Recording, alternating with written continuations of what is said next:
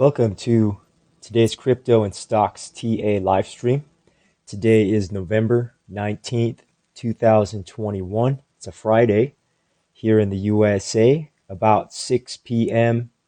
Eastern Standard Time. This is a swing trading and investing TA live stream for education. If you have any ticker symbol requests, go ahead and type it in the chat box right now before we get started here. So just want to point out, I like to start with crypto for the first hour and stocks for the second hour. And if you have any questions and requests along the way. But the big question mark in everybody's mind probably is, why did we crash in crypto? Okay, so we turn to the charts first, and I'll explain the fundamental news later. Okay, so the first thing is, you can see here, I'm looking at total. This is the entire crypto market cap in dollar value, right? You could see, and I have my ID here, it's very messy, so I'm not going to pull that chart up. But you can see about where my gray line is, okay? There's a resistance right here at 2.41, all right? So right where my horizontal line is, you can see the support level. The previous resistance, now support. So you see it right here. We touched down at $2.42 trillion about 2 times now this year in the past month. So this is our support level. Also, the reason why we crashed down from this all-time high is basically because we have a lot of bearish events happening this month and a lot of fundamental news issues happening this month. Okay, but I want to focus on my chart first. So it's really messy, yes, but if you can see though, we were in an uptrend and we lost it at about November 14th, just the past week, okay? And we crashed down all the way to this 2.4 trillion, the previous support level. So if we continue to crash down for whatever reasons, right? You can see this lower trend line right here has been violated to the downside and is being tested. You see this? You can see it here. So multiple support levels failing, all right? The shorts just taking over. In full control right now, there's that bounce happening. It's Friday, Saturday in Asia. You can see here also in total too, this is a little cleaner chart, is we just try to break out of the top here and then pull back down to the previous support level, okay? So nothing to really panic about, but if you just visually look at it, the entire crypto market besides Bitcoin it's the highest market cap in history of crypto in the universe, right? On Earth. This is the highest price Bitcoin has ever been. It's the highest market capitalization size we've ever been in history. And in the midst of a global situation, right? All these things going into play is we could not hold this. That's what I kept saying for like 2 months now. We need to hold this level and not fall below it, but we fell below it. And all the coins bouncing, but it's at the resistance now. All right. So anybody coming to crypto like this month is, there were a lot of lower spots since the pandemic started, right? This is the blue, the pandemic low. And I'm going to call this our current pandemic high in the crypto market, right? All of this was here, right? So this is almost 2 years of crypto investing and swing trading and stuff like that, right? So the fact that we couldn't hold this one spot on the last blue up here, it makes perfect sense to me, is because we went from $6,000 Bitcoin to $60,000 Bitcoin. So for now, it was a little too high for now. Altcoins with the same technical setup here, you can see we try to break out and now we're testing the support level. But with the altcoins, you can see the potential drop that could happen here. We just lost that support trend line. You see that? So then if you pull this, we also lost that trend line. So there's potential downside in the long term in the medium term, I mean. 5 years, 10 years from now, it's a different story. I'm talking about like next month or 3 months, 6 months, medium term time frame. Right? We could pull it down even more. Okay, so before I get into more charts, I want to explain something to people is cryptocurrencies. Okay, let's just go to Bitcoin. Let me pull up a Bitcoin chart. Let me do Bitcoin and then I'll talk about crypto in general.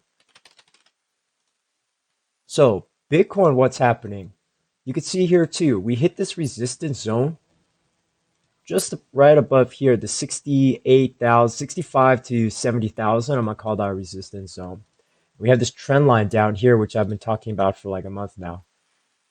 And I'm saying if you've been a follower for me for a while, is I'm saying if we don't break out here and maintain and hold above that, we would be seeing downside. And I called it on one or two streams ago as well, that if we lose 236, we're going down to 382. I'm looking at $54,000 Bitcoin, interesting zone, $50,000 Bitcoin. If it gets to 46 or 43 in the short term, that's all discounted Bitcoin right now.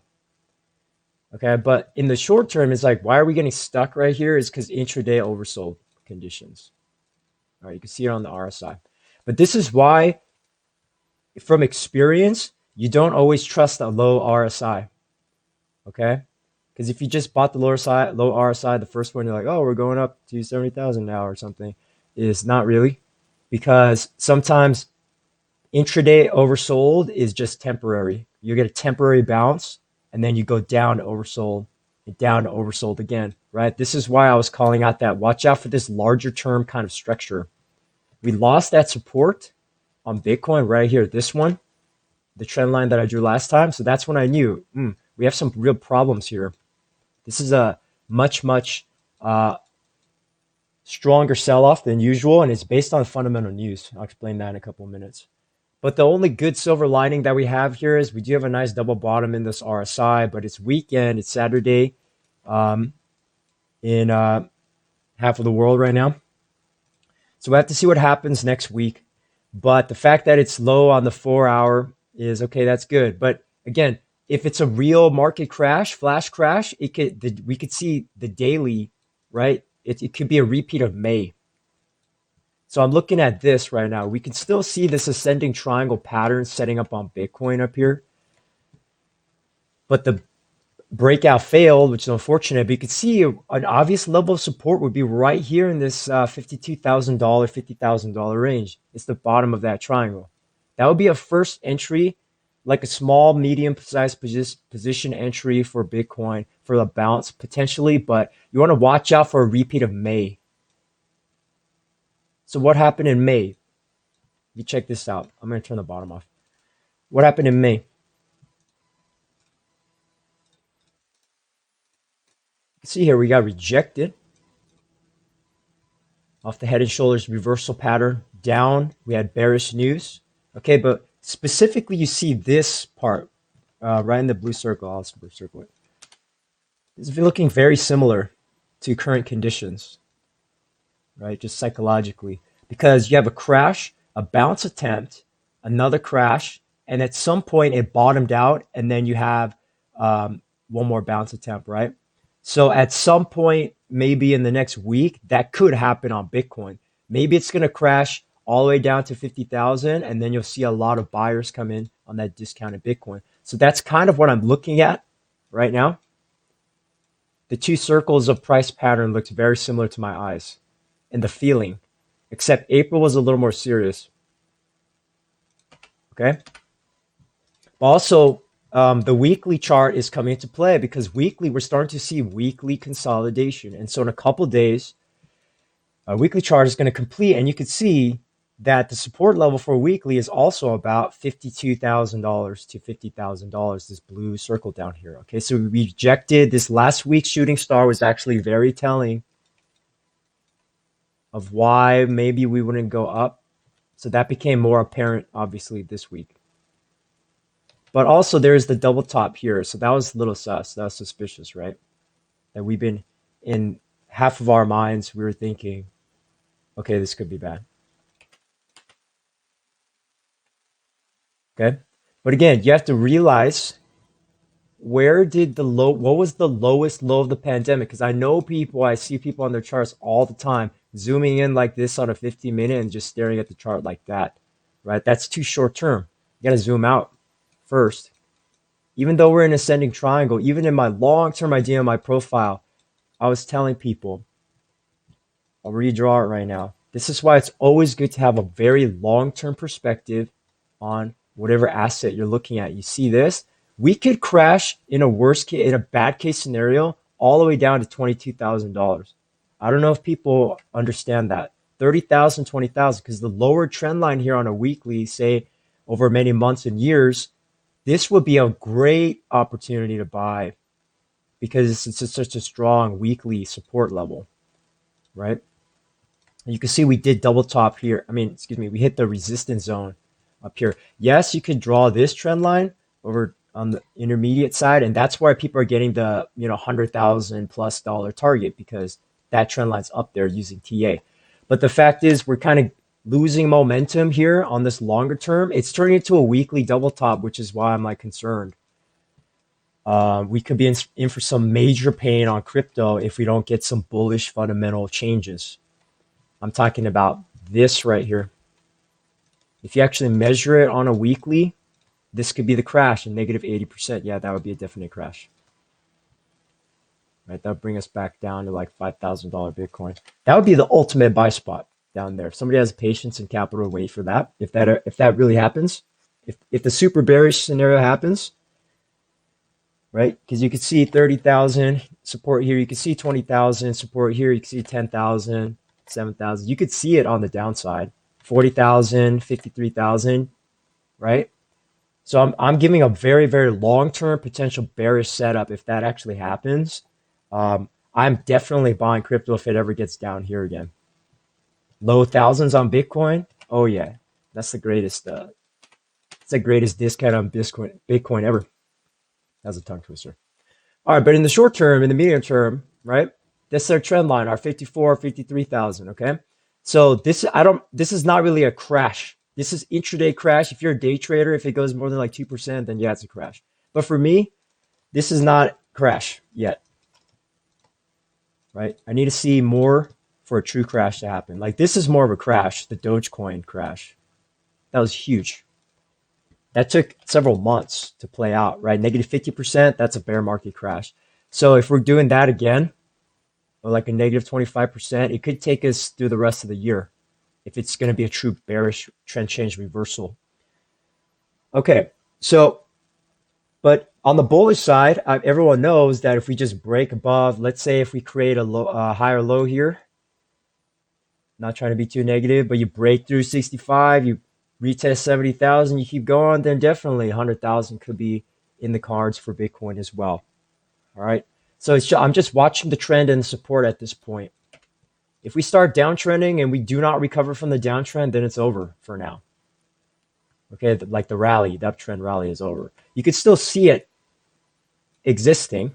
So now the huge line in the sand, a lot of swing traders, investors are looking at is, all right, we got to hold the 55,000, 50,000. Okay. If you're long in a bear market, all I recommend is just patience, because I've been through several years of crypto and stock market crash, right? And this is a good segue into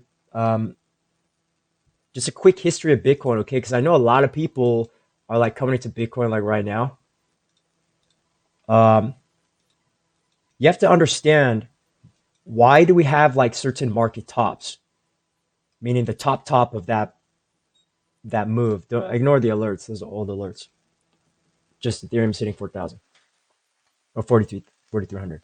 We do have a nice relief rally. Okay, I saw that last night. That's why I didn't stream, because I'm like, oh, we're probably gonna just bounce up.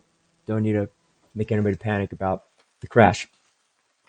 So the thing is the question: why are we crashing now? Why are we stopping now?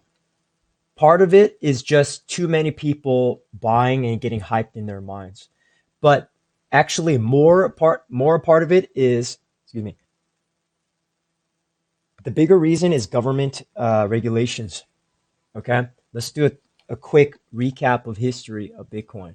All right, sometimes like half of it is just like this, it's just too many people in the market. But what happened today recently is President Biden in the USA finally signed the infrastructure bill just a few days ago. I think it's Monday, right? So that is the exact day of the market top. Okay. Also, somewhere here, it was in June 2019, former President Trump tweeted that Bitcoin is bad. Basically, I remember that day exactly. I was on the charts, and that was the exact market top. Also, there's too many people buying up there, right? Also here on Christmas or December 18, 2017, why was that the market top? Because the USA government launched Bitcoin futures on that day exactly, right? That's why we have to kind of study the history of Bitcoin and understand like what is happening, right? And then here in May, we had Elon Musk volatility. It's not only him, but and then we had the China transaction, the China ban on crypto mining, right? So you understand a lot of these market tops are actually held down by government regulation and legislation. Okay, you have to realize. Yes, Satoshi Nakamoto in the white paper said Bitcoin is the people's money. Okay, I believe in that too. Yes, it's wonderful. I love Bitcoin and crypto. I love it all, right? At the same time, though, who does not like crypto?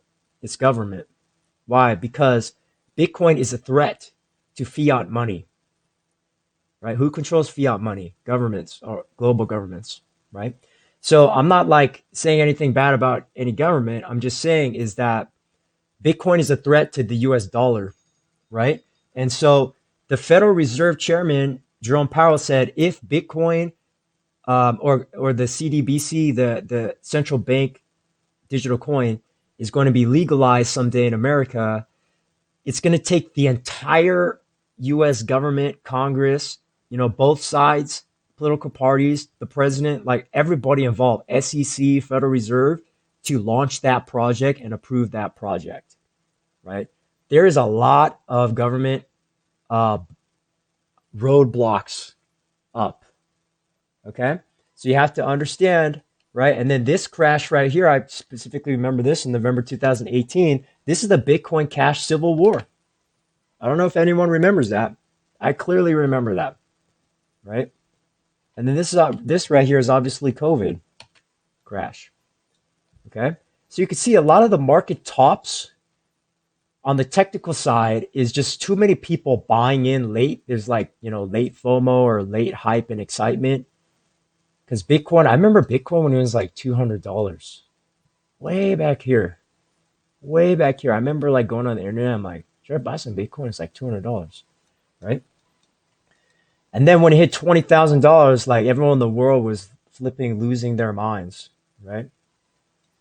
So you have to realize it's like, this is one way of studying the charts. You just study some historical to understand like, okay, what causes a top chart wise? You can learn that. But also news fundamental wise is why did we actually stop there? Again, a lot of it's government or like politics actually, or some black swan event like COVID-19, right? So please keep that in mind. We cannot just only look at a chart and be like, oh, crypto's going to $1 million in 1 year.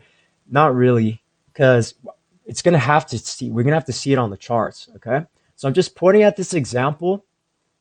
These examples here, these are the big critical moments in crypto.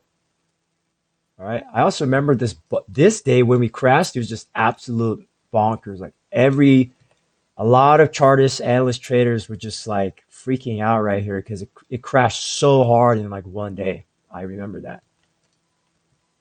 So it's a good lesson. Just like maybe do it yourself sometime when you have free time, right? It's like just open up the full Bitcoin chart, erase everything on a new chart, and then try to figure out like why did this stop here? Why did we bottom here? What was that about?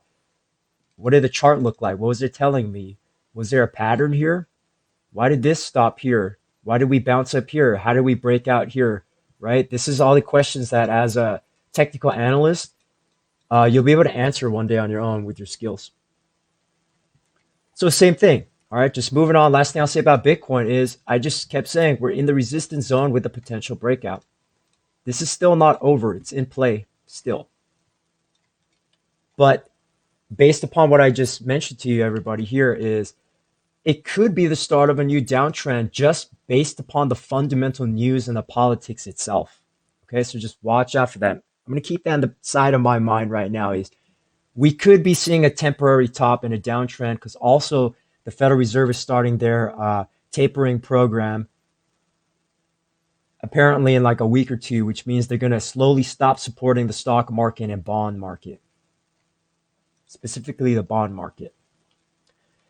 All right, so I talked a lot about that for like 20 minutes. Hopefully that helps somebody.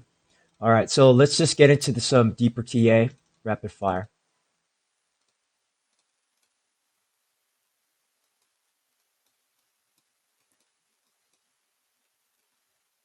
Okay, we'll look at Tesla and stocks in the stock portion. There's only like actually there's a lot of time left.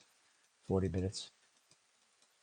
Okay, so Bitcoin, before we move on, 4 hour, you can see we're still in the 4 hour downtrend, hitting this EMA. So watch out for that resistance. Okay, that's what I'm saying. If we cannot break and hold above a resistance, shorts love that setup and they will crush it down. Shorts and futures.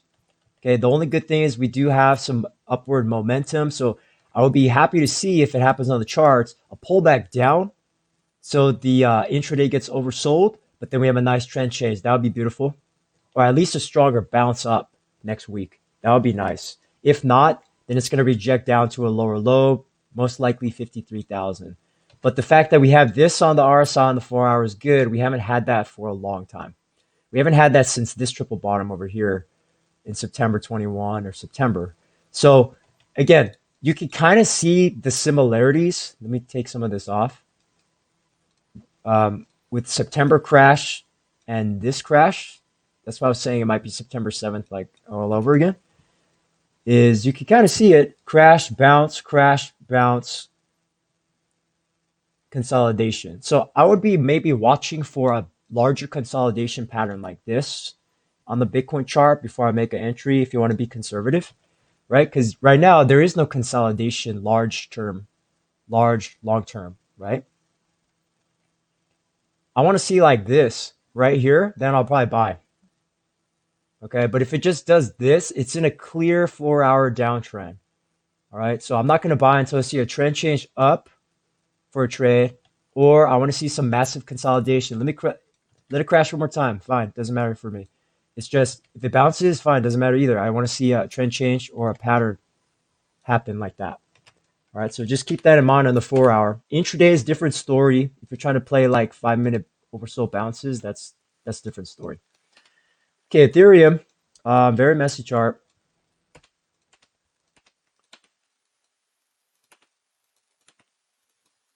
But we fell back into the resistance zone. We had this double bottom on the RSI. Let me just try to erase this. But you can see these diagonal trend lines that I've drew.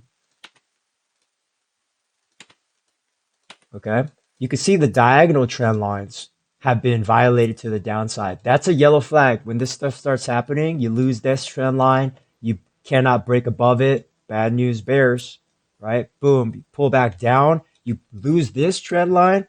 Uh-oh, right? You try to bounce up to right now. We just had a relief rally. So we had that double bottom last night, which was nice. But again, it's the same story as Bitcoin. It's bouncing where? To the resistance zone. So this is not the greatest.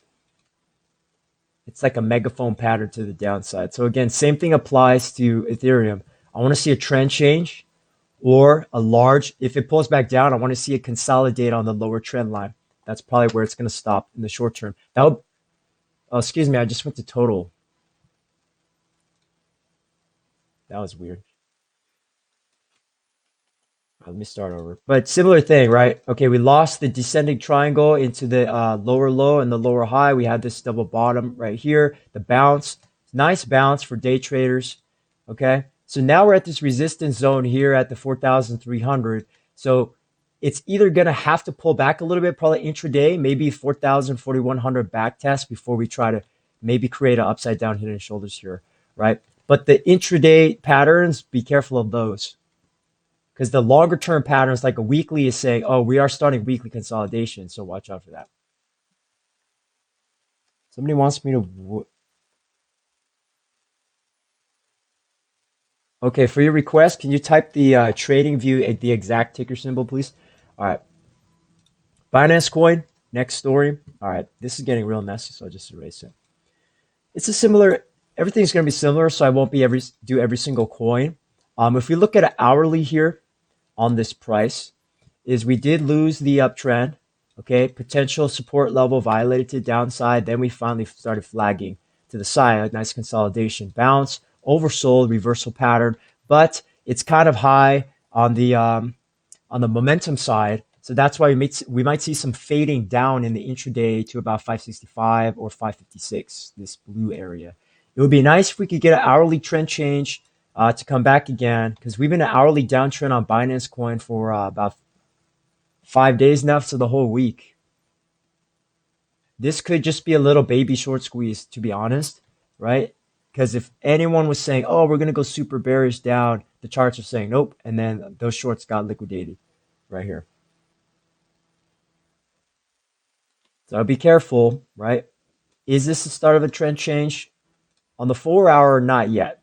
Okay, but I wouldn't be surprised if this happens. Okay, or at least this attempt happens. Okay, Cardano, you did see we lost this trend.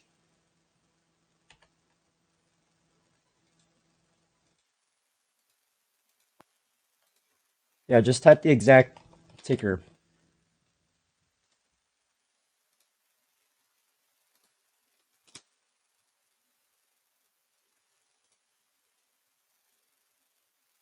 Is it this?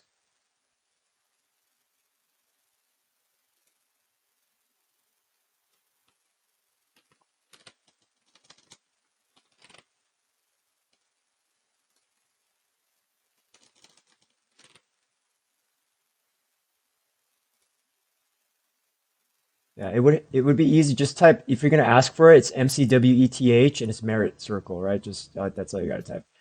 All right, so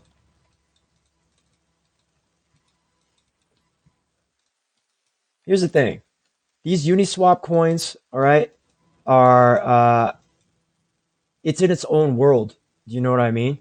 Because you have to understand, for USA, it's top 50, 60 coins right here on my list, right? Or coin market cap. I would say if you're doing technical analysis, to highly focus on like the top three at least. If you master the TA charts on those top three, okay, you'll get um, you'll get a better grasp on the market. Okay.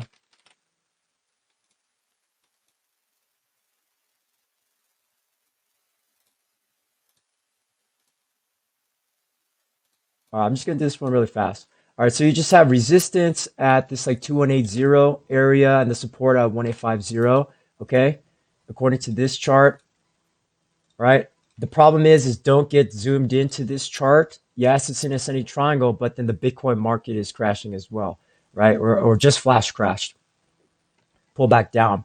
Okay, the correlations are not that strong, which is why I'm suspicious about this. Okay, so just actually it is there. If you go into an hourly and I see more, you can kind of see the correlation a little bit with Bitcoin, right? You could see it like push up. Okay, I guess the very short term psychology is sort of there where we hit a resistance point, we fade it down. All right, so if you want to see the bottom side support trend line is 1500 down here. So kind of watch out for that. Watch out for that. All right, I'm just gonna move on here. Um, let's see. We're in the crypto segment right now. So EVA USDT.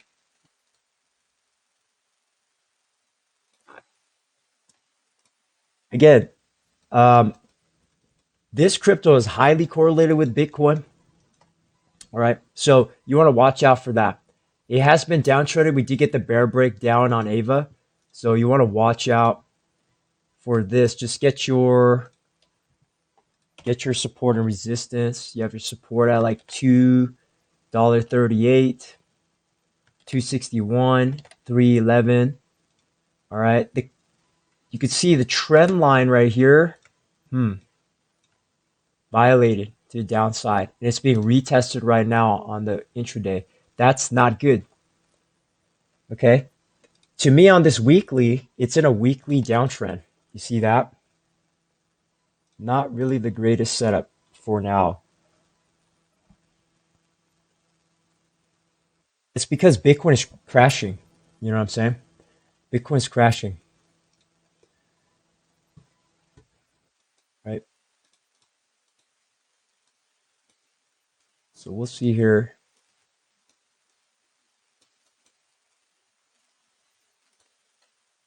I would fib this. Yeah, this is kind of an issue on AVA. It's just showing a lot of signs of weakness on the daily chart. 4 hour, it did bounce. Okay, 1 hour, 4 hour, you did hit this low oversold bounce, which is totally fine as an intraday trader, right? It's just on the way down. I know people probably try to buy this one and got stopped down. Quite probably quit the market for today, for yesterday. So that's why you kind of have to have some patience. If you're intraday day trading, you got to have some maximum patience possible, right? That's why I don't day trade anymore. It's just like I'm a longer term swing trader. It's all I need to wait for is for this to be over. I was thinking yesterday on a lot of these coins, there was a possible Elliott wave. So like this. Let me draw. The 1, 2, 3, 4, 5. So that's when I knew, oh, we might get an ABC correction rebound, right? The reversal, ABC up. But that's why I'm thinking on our hourly, it might pull back down because you do have the evening star pattern on the 4 hour on the H4. So I'm thinking if this doesn't hold, you might pull back down to get another oversold level deep in here, and then it might bounce one more time, or it'll just stop here and bounce over the next 24 hours. So I'll just watch the resistance and the support like that. So I would be interested in maybe something down here as well, 232 range. Gonna have to wait for this one, but this is a clear like 4 hour Elliott wave structure. Interesting. But again, the longer term setup, if you just came into the stream right now, you have to watch out because Bitcoin is obviously in weekly consolidation. Let me use Bitstamp, right? It's in weekly consolidation mode right now. The week's not over yet. So on this chart, Bitcoin could keep pulling back down negative 10%. That would mean a lot of altcoins go down negative 10, negative 20, negative 25%. That's why I'm not getting hyped yet. Not yet. Because I'm much more of a swing trader longer term. I'm going to get excited. The first spot is somewhere here. 50 to 52,000. If it ever breaks down to 43,000, 33,000, 20,000, 10,000, I'm going to get excited down there for deep value, deep value discount. But the first trend line, the obvious spot, X marks the spot, is right here at like 52,000. So you have to understand that a lot of altcoins, 80% of them are just going to track Bitcoin, whatever Bitcoin does, up or down. You just look at the watch list, right? If Bitcoin bounces up, all altcoins bounce up. Bitcoin goes down, all altcoins usually go down, most of them. Right, this is why I highly recommend we have to master the Bitcoin chart or just have a better idea of what's happening in this market. Let's go a little bit faster, rapid fire, and then we'll switch over to stocks. Let me just call out some like support levels. I'm not going to do full analysis for all of these. There's no time in the stream. So we just watch out for our support at like $1.70 on Cardano. If we lose that, is there a pivot point? Somewhere down here, like 165 on the left side. But you could see it's in a clear downtrend on the 4 hour. You can see the EMAs. This thing's pointing down, you know. Just watch out for that. Solana, this is what I'm talking about. You get Solana, once you get downtrending on the charts, you lose this support line. That's when you get the shorts takeover. And then it bounced up. This looks very similar to Ethereum, so the same logic applies. We might have an intraday pullback. It's going to try to hold above 210 right here. It's going to try the price. But if intraday shorts keep attacking over the weekend, because 15-minute we have a golden cross, it's nice. 1 hour, not yet though. So maybe we might get a large upside down head and shoulders or just a pullback down before a trend change attempt. It already had its 5-wave Elliott wave up, so maybe ABC correction down before we continue up on Solana. Okay, Dogecoin highly correlated with Elon Musk and his tweets, although a lot of people know about that now in the markets. So we hit our lower trend line, which I've been calling out in these blue stickers, these labels over here on the right side. But the problem is we fell below it, and we're testing it again. This is a critical test for Dogecoin. If bulls can manage to break above, hold above, and stay like this in the next month or 2 or 3, great for Bitcoin. Nice stuff. Good. But if we reject down, not good. Bears will rejoice, bulls will be crying, right? Psychologically speaking, because everyone wants the Bitcoin to go to like 100,000, right? Everyone wants that. But the charts are telling me something different in the short term right now.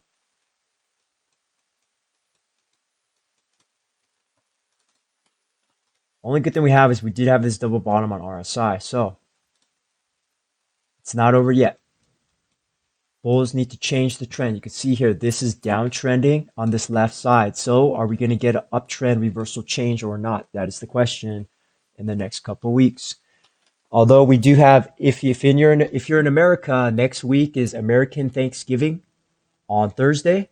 So a lot of people, the stock market is closed on that day. I think it's Thursday, right? So a stock market's closed next week, and I might take 2 days off, right? It's American Thanksgiving, Thursday and Friday into a long weekend, right? So that might affect the crypto market and stock market volatility next week. So watch out for that. Also, the options and the futures expiration calendar date's going to change because of that. Although options still might expire on that Friday. I have to see. Let me check it. I don't want to give misinformation.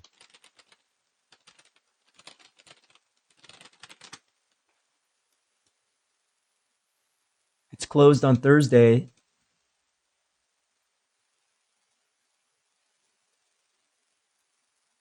Yeah. So it's just closed on Thursday.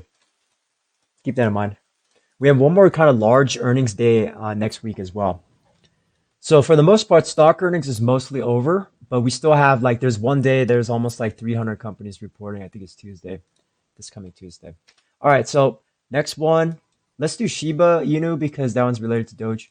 Okay, so you can see Shibu didn't get quite down to my 3,700 level, but it's just oversold enough, and we had the flag, and then the trend change reversal. So you saw some additional consolidation right here with the reversal.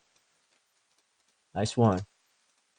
This is what you want to see if you're a day trader. You're like, you want to see some basing.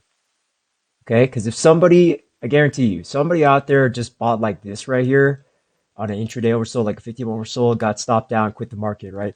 But if you're a swing trader, you look for patterns in the price. I want to see some basing. I don't just want to see falling knife action. Okay, there's the saying, never try to catch a falling knife in the market. When you see this, this is falling knife action intraday. Right? When you see when you see a day of this is falling knife action. It looks like a giant red knife. You just never try to catch that with your account. You know what I mean? You gotta wait for an area of value. And even I sensed it on the charts is like, oh, we might get this reversal coming up in the next 24 hours, so I don't need to worry about anything, right? And then we got the bounce. Beautiful. Okay, it's consolidating now. Shibu went a little overboard, but now it's just trying to hold this 4751 level. If it pulls back, there's a trendline support. It's just consolidating straight into that, but we're going into the weekend. Same thing applies because you have to see we've been in a strong 4-hour downtrend. even with strong pops up, like in the blue circle, it's still a downtrend, right? So 1, 2 days of green pop is not enough to convince me that we're trend changing. I need to see mass like this. That'll save the market. Let's do a couple more and we'll move on. I'll do some bigger names. Just take a look at Link. So Link, same deal, double bottom with the evening star pattern in motion right now. So it's not quite overbought, so it could fade down just a little bit more before we bounce up. The Asian market's opening in like 10 minutes from now. Let me do some common ones. There's a crazy algo bounce, by the way, but that's over now. Let me do some common ones because I think I did Litecoin already, but it pulled back on EMAs and we finally based out here. We had some bullish momentum here, and it's trying to get back into its upper trend line. Let me erase all these on the top. Okay. Testing this lower trend line here at the resistance zone. So it's currently consolidating. 4-hour daily's not low price, but we already had our intraday bounce. So if you're trying to play the bounce now, it's like, well, it already happened last night. So now it's a matter of, will the price consolidation hold and we'll try to get one more bounce, right? Or will the shorts attack and we'll get oversold again? Right now it's pretty quiet in the market. Let's move on here. Algo. This could be just bot algorithm FOMO pump, right? When I see this on the charts, it's kind of manipulated, right? This happened too fast. How are you going to do this? How is this going to go 70% in 5 minutes? That seems like a bot algo pump. So beware of those. This is stuff you don't want to FOMO into. Let me erase this. You see a huge sharp spike like that. If you missed it, just move on. Who cares? Okay, just don't care about this stuff, right? This could be a pump and dump group, robot FOMO, algorithm FOMO, accidental orders, short squeeze, futures, whatever happened is, I don't care about that, right? That's I have no FOMO. Just bypass that. The only thing that tells me is, okay, there's liquidity up here, but to me, I'm just looking at the more smaller chart right here, down here, like that. So it's just gliding up this trend line here. The problem is right now in time on these charts, we're not completely oversold on some of these time frames. All right, we just had this oversold on November 16th, so like a couple of days ago, right, for a long entry.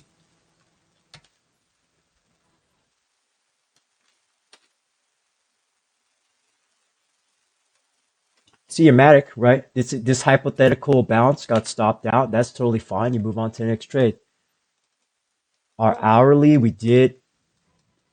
This is a good example of if you draw a triangle and then you lose the support line and you retest it. Let me draw it right here. I'm talking about this right here. If you draw a triangle like such, doing your technical analysis, and you're saying, okay, we have this bounce, and then you see this flash crash happen right here, yellow flag. It goes deep, red flag. It bounces up and rejects, red flag. It cannot break above that, problem, right? Consolidation, you get a bear break, another red flag. Where are you going down to? Next support level, trend line down here that I drew a long time ago, right? Then you find some support. Nice. Intraday, bounce up, but still rejecting on the trend line. You have to keep extending this stuff out. Trend line rejection, boom, down. Oversold conditions, bounce up. Now, there might be a double bottom down there on the hourly, but the hourly has been weak on a lot of coins for the past 7 to 14 days. This is why I'm zooming out. You can see the price, still weak. Okay. The only silver lining, just like Bitcoin, is it hit our lower trend line area, which I need to adjust, make it tight. Okay, so this is the first spot. Although you want to watch out because these other trend lines I drew for MATIC, like so, right here, is it's kind of like Bitcoin. If we cannot hold the yellow trend line for Bitcoin, for MATIC as well, let's say we break down and we reject down from it, then it's going to the middle heart line, $1.14 support. So we're hitting our first $1.44 support. If we lose that dollar, if we lose that 85, 66, I'll be interested in MATIC at like 66 cents if it ever gets down there. So again, the next 3 to 6 months is going to be critical for Bitcoin. I'm calling it now. If we cannot, this is a perfect example. If we cannot hold these support trend lines or these support zones towards the upper half of whatever range we're in for whatever coin you're in, there's a problem. Okay? Because this was nice. We did fade down, but we had the trend change reversal at a support zone. You see? The horizontal. So there's another one here as well. Roughly drawn, I'll drop it off. In the gray area. Okay, but if we lose that on all these altcoins or Bitcoin, then we're in for some pain. You might see this May action happening again. Because I remember in April and May, people were saying the same thing as they were saying now. 70,000, 80, 90,000, 100,000 Bitcoin going to the moon. I saw that on Reddit. I saw it on Twitter. I saw it on social media. But then the Bitcoin chart was telling me head and shoulders when it come down. We had the Elon Musk and SNL TV show. China bans crypto mining. At this time, boom, it's over for that first time.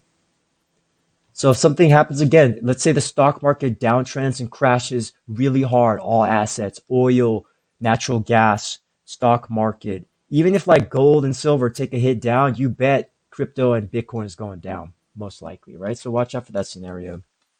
This is a great example of that. Stellar, not the most popular coin in the world anymore. Used to be. There's some massive hype a couple years ago on Stellar, but it's over now.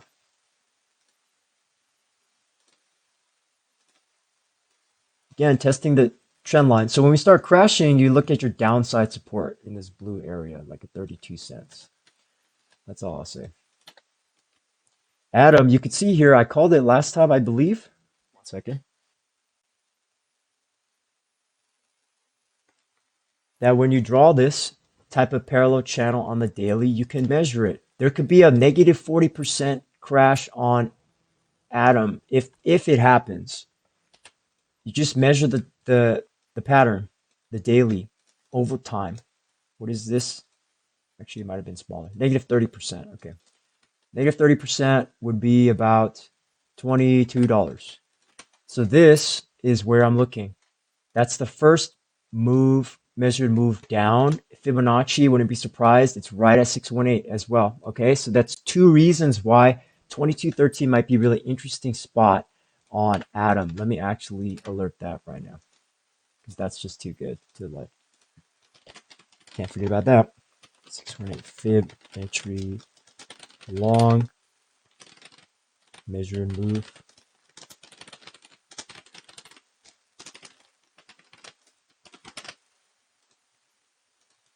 That's why we do TA, right? You find some setups along the way. This trade didn't work. You can see a clear downtrend on Filecoin, but the loss of the trend line, that's the problem. Okay, loss of trend line is never good. So I'll be looking at like $40 would be interesting. That's 0.88. Interesting spot of value right here. $40. Filecoin long term. Unless we get a reversal. VeChain is a different story. It poked out of here and pulled back, and now it's back testing the top. It's interesting that VeChain had a nice rally because a lot of coins are at this spot right here. So this is what you're kind of looking for if the trend line is going to hold. It's going to downtrend into your whatever coin trend line you're in. If it happens to hold, Bitcoin bounces up, then you might see the reversal like that. So crypto's not over. It's the uptrend we were in intraday is over, is what I'm saying. Okay. Like we were uptrending for a while is over. then we went sideways, and now we went down. So now the question is, okay, how far are we going to go down? Where's it going to stop? And then are we going to go up again? That's the market. It just does that over and over again. So you just want to have a longer term perspective and not get caught in just trying to zoom in on a 5 minute, trying to capture this one spot right here and not realizing it's a longer term downtrend. And then every day trade, somebody tried to put it here, like lost. That's why for like 4 days, I just sat out of the market. I didn't trade anything this week. Actually, I traded yesterday, but I'm saying in the crash, I didn't touch anything because I know if it's crashing, don't want to catch that falling knife. No need to lose money in a crash. ETC, Ethereum Classic. So here's an example of just flipping through the charts. You could see that sometimes these breakdowns right here really breaks down. Okay, meaning it's in a bull case, it should have found support and kept going up, but we broke down and kept breaking down. I mean, once you lose this trend line, this support, and this support level, and now you're back testing that, that's a very weak on the 4 hour. So again, it's up to the bulls to, all the coins kind of look the same. Are we getting upside down head and shoulders or a trend change reversal, which same deal? Into here up to 52 would be nice. Something to watch out for in the markets.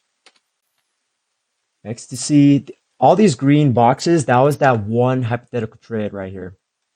But see, that's why a lesson in risk management is we never go all in. We never FOMO or try not to FOMO, right?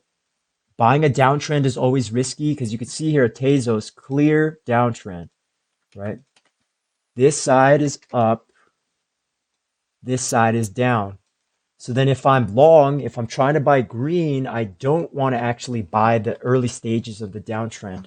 I don't want to buy right here because it could just keep going down, right? That's like, if you're a beginner or just started recently, that's like the hardest part of when you're starting out is how do you know when it's going to go up? That's how you use technical analysis to answer that question. How do you know it's going to keep going down?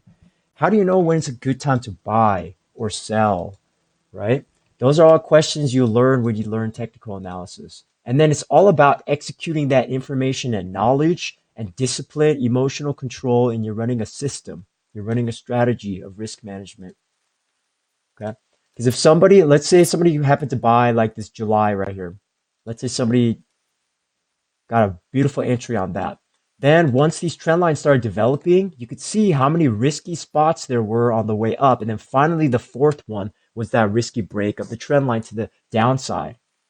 These blue guys, even calling it, right? So you can see right here, when you lose this, if we don't bounce up like we did before, it's obviously going to go down or sideways at least, right? So that's what I was saying on the stream like last week is once the trade gets too obvious, like the rally's too high, I'm not going to touch that. Or I'm going to use small capital with very tight stop loss because I can probably bet with some amount of certainty that a lot of traders were like, ooh, Tezos is going to bounce one more time, right? But we have to realize how high did it go? 300%. That's pretty high. How many times have we tested the trend line? 4 times already. What's happening with Bitcoin? It's at all-time high right here, zone. So the risk was much, much higher. Bitcoin was basically going up on this side, August, September, right? You flip back, what's August, September? This. That's what I'm saying. You got to master Bitcoin and the charts, then you get a better handle on all these altcoins. And then when did Tezos start to crash? October, November, when we're up at the all-time high of Bitcoin. So you flip back to your altcoin you're trying to do. Right here, October, November, right here, we started crashing. Okay, so that's why when I looked at my list, it's about 80% approximate 70 to 80% correlation to Bitcoin, meaning whatever Bitcoin does, 70 to 80% of all coins basically do something similar. The other 20 to 30% will just, if enough traders pile in and long and squeeze it up, then it'll go up. For instance, like a Shiba Inu a couple months ago, right? That kind of scenario. So now we went straight into 618 zone. This would have been a nice trade if I actually put an alert here, right? The 478. So then it looks like it wants to try to bounce at the 576. That's the obvious target on the day charts.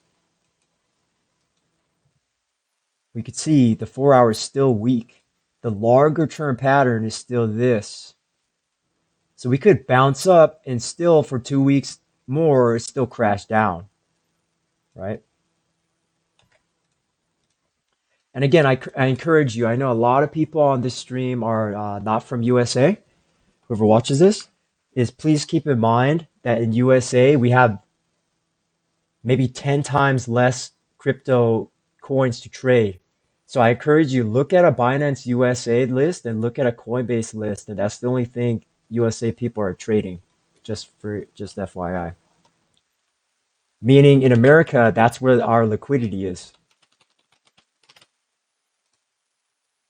Okay, if you're gonna request, could you request, just type the exact ticker symbol, the exact ticker symbol. So it's block. Block USDT, very interesting. Is there another one? Oh, this one. So this is like a new coin listing or something?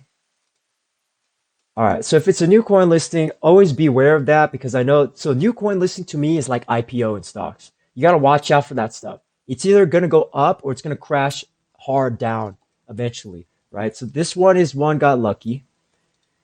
And very interesting pattern.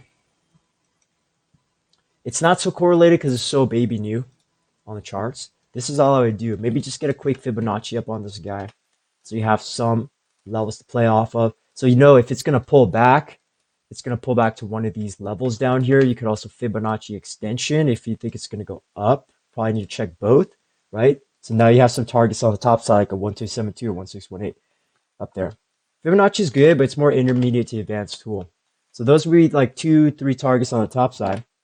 If this thing is going to keep going up, but if this thing's going to come down, you can see that we have an immediate 382 support, these three supports right here. So this is how I play like a new IPO or a new coin, is you have to very tightly put your support and resistance and play that stuff. If you have no, hold on.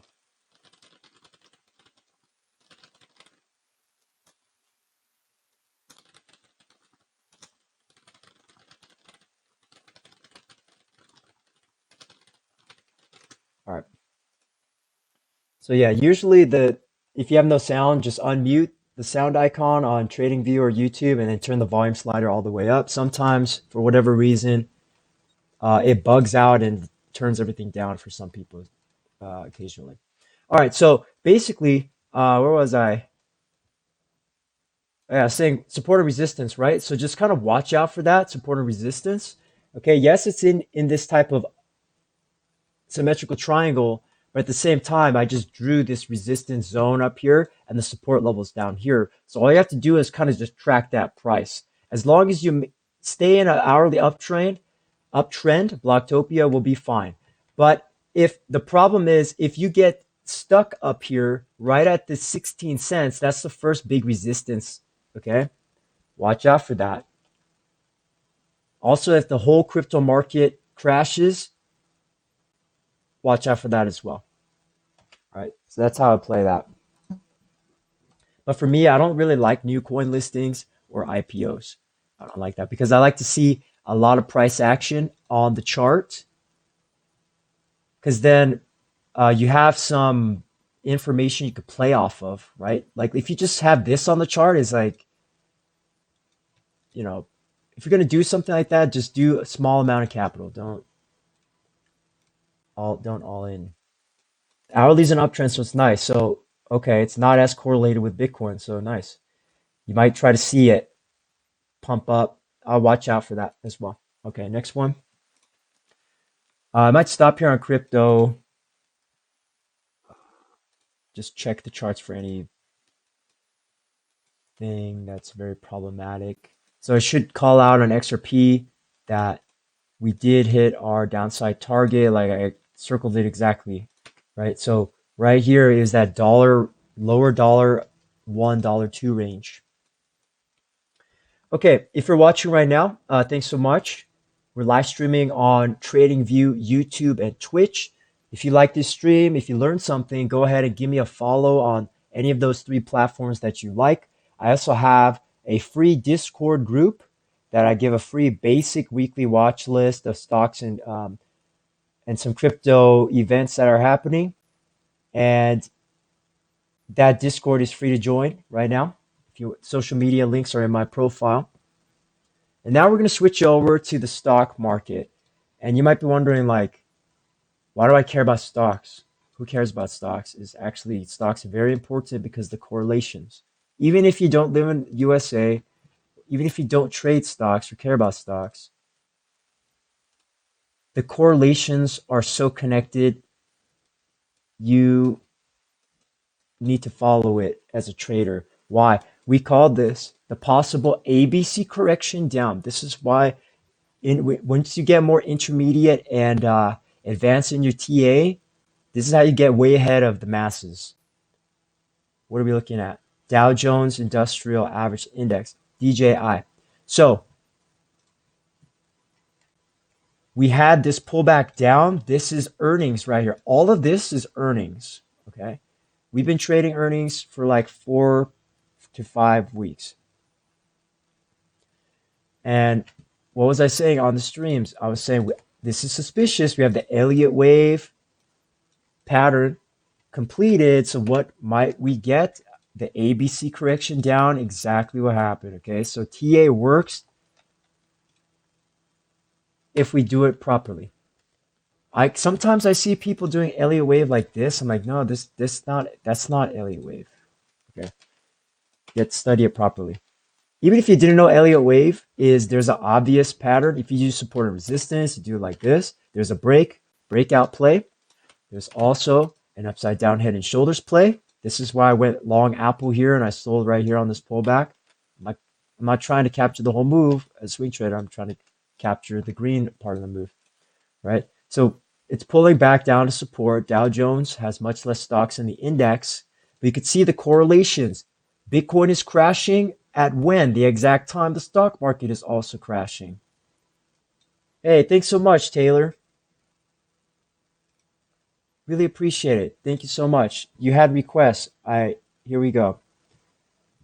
So really thank you for following, watching, and for those coin donations to keep the live stream going here. Let's do Tesla and RIVN. All right.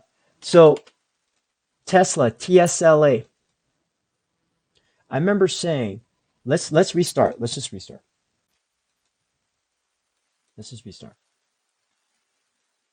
What I would do on Tesla, okay, you have to understand, Elon Musk has been selling his shares, but he's doing it slower, okay?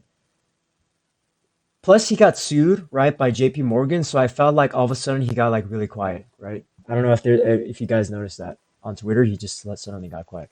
So let's look at the all-time high price history. Okay, we're on a monthly chart now. I like the Fibonacci all-time prices. I'm on a log scale. This is generally accurate. There we go.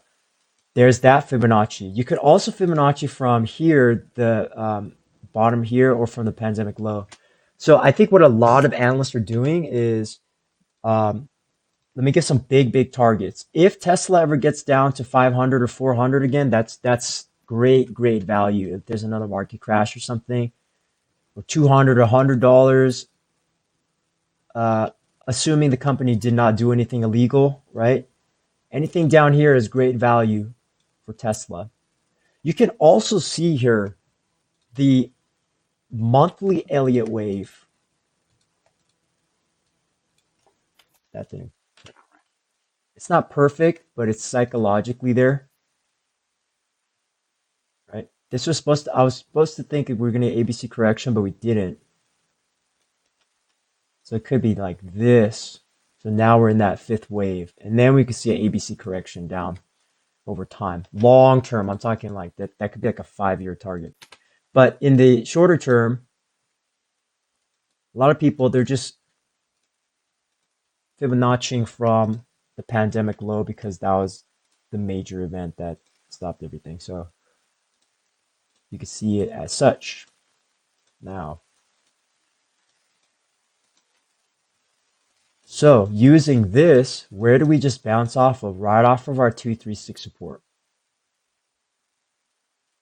Okay. Just bounce off 236 support, and we did have this double bottom here. So I remember saying on like the stream back like a couple days ago is I remember saying this yellow trend line is critical. We got to focus on TA. It's critical. I said, if we get an uptrend reversal, that's bad. And it's exactly what happened. Okay. So news and fundamentals is important up to a certain degree because yes, the news came out and all this stuff about like Elon selling and the filings and such, but the charts are saying, wait a second, we found a support level at just about 980. Did we get oversold? Yes. Is there a reversal signal up? Yes. On the 4 hours, was there a reversal signal up? Yes. This is why it kind of reminds me of Bitcoin as well, but stocks had more volatility.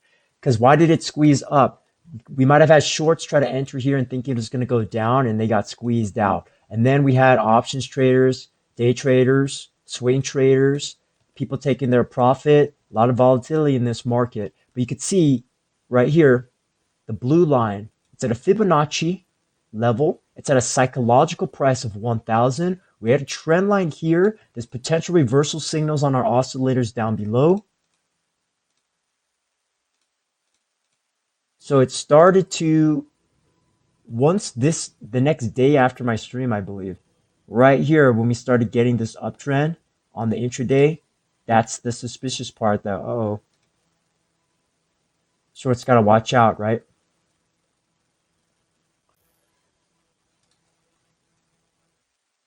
Now, did the pattern complete though? Let's see, measure the move here. That's 10% up. It's kind of a large pattern. I would just use RSI. Well, okay, let me just measure it though, just to make sure. If it's going to go 10% from this breakout up here, that would actually take us back to 1,200, which would be bizarre.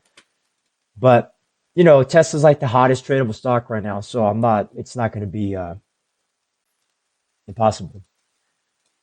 All I look for is you could see the 15-minute uptrend definitely reversed because I remember saying we got to watch for this. This is lower low. We hit this lower low, but now it's trend changing. This kind of reminds me of a Bitcoin chart, right? Bitcoin is like here right now. So that's what I'm saying. In a great bull market, it should rally. Bitcoin should rally, but it's crypto. Now, the thing with Tesla is it's in our overbought range on our short-term time frames, like our 15-minute. And you can see the 15 minutes up crossed hourly. But this is not overbought. It's 73, all right? So this is the thing. If you're doing TA, one indicator, this is a huge lesson right here. One indicator is not the end-all, be-all of all technical analysis.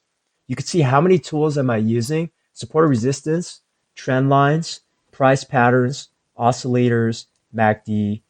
So I'm using 4 tools in one, right? So it's kind of getting too advanced. If you don't want to do any of that, or if you like don't know any of that, is you just track the price. You turn everything off. You can still do it. So it's a little harder to time exact bottoms, but right. You could see here that it was getting into some kind of support zone like that. If you just drew intraday support and resistance, okay, you could clearly see once you get the break up, there's a problem. Once you break above this resistance, there's a problem. That's why you see me draw it all the time because I know from experience. This is what other traders are doing. They just do it like this. So how can we, here's a quick lesson to you.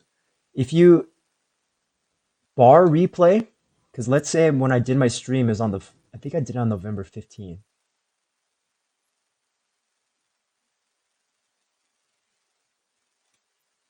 Right here. So I erased it. We're back in November 15th. So how could we have only, let me turn off everything, right? Turn off the watch list. Now I'm just looking at a pure chart, pure TA. And if I'm looking at it like this, I remember this day, right? You see here, what do we see? We see a hammer on the daily. That's an interesting pattern. Bullish engulfing candle in the 4-hour. This is all price patterns, by the way.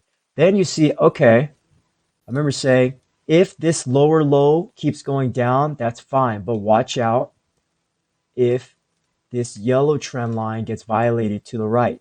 I remember, you could just rewind my stream. Like if this happens, watch out. Right. Now, how would I play this? Just using support and resistance. Okay, so we have our support right at 986, resistance 1000, resistance 1021, 1038, 1053, 1070, 1100. Okay, and then if you bar replay, try to pull down, then you see that right there, broke above the resistance and pull back down to that support in the morning. Keep tracking. See, it got stuck under this trend line, but broke out. That's the problem. That's right here's the problem right here. Okay, so it was on the 16th. 15th was but it was still potential. It was holding that trend line to the downside. Once you got the breakout, I know a lot of shorts got liquidated right there. Intraday pullback with continuation, hesitation, pre-market volatility, rally, because the 5-minute, 15-minute is in an uptrend. Pullback. See that again, just 6:30 in the morning, 9:30 in the morning, volatility, but you could see here in 2 days it turned into an uptrend reversal, okay? So that's why even if you're just looking at the price, we use some basic TA, the price went straight to our support levels. I hope you realize. Got stuck right here between these two, got stuck between these two, got stuck between these two, all right? So it's not about, like, I'm not trying to flex right now. I'm trying to teach somebody something, you know what I mean? Is that just because we have a downtrend, and the news is potentially bearish, what I've learned in the market is it's not really about my opinion, one guy's opinion about the news or the charts.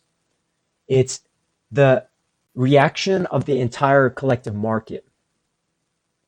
So what this tells me is that at a certain point, people stopped playing the news and they started playing the charts right here.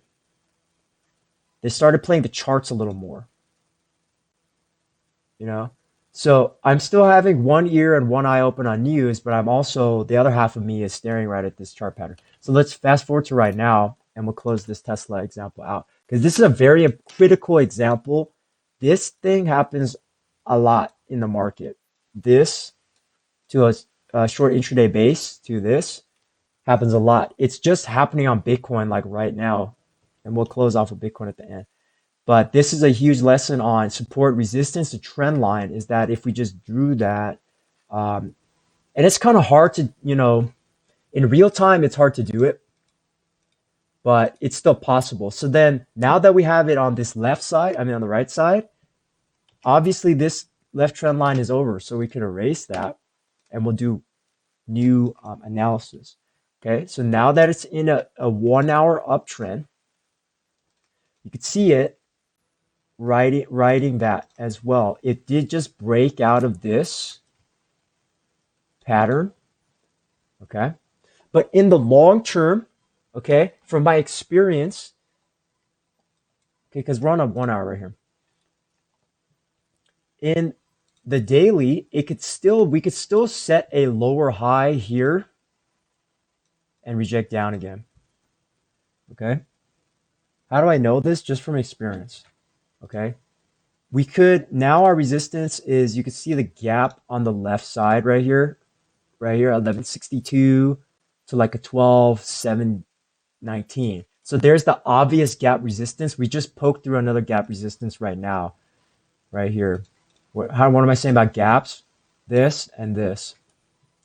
That's why for stocks you gotta start on a longer term time frame. So where's the obvious target? 1162 up here. Resistance 1138 on the daily.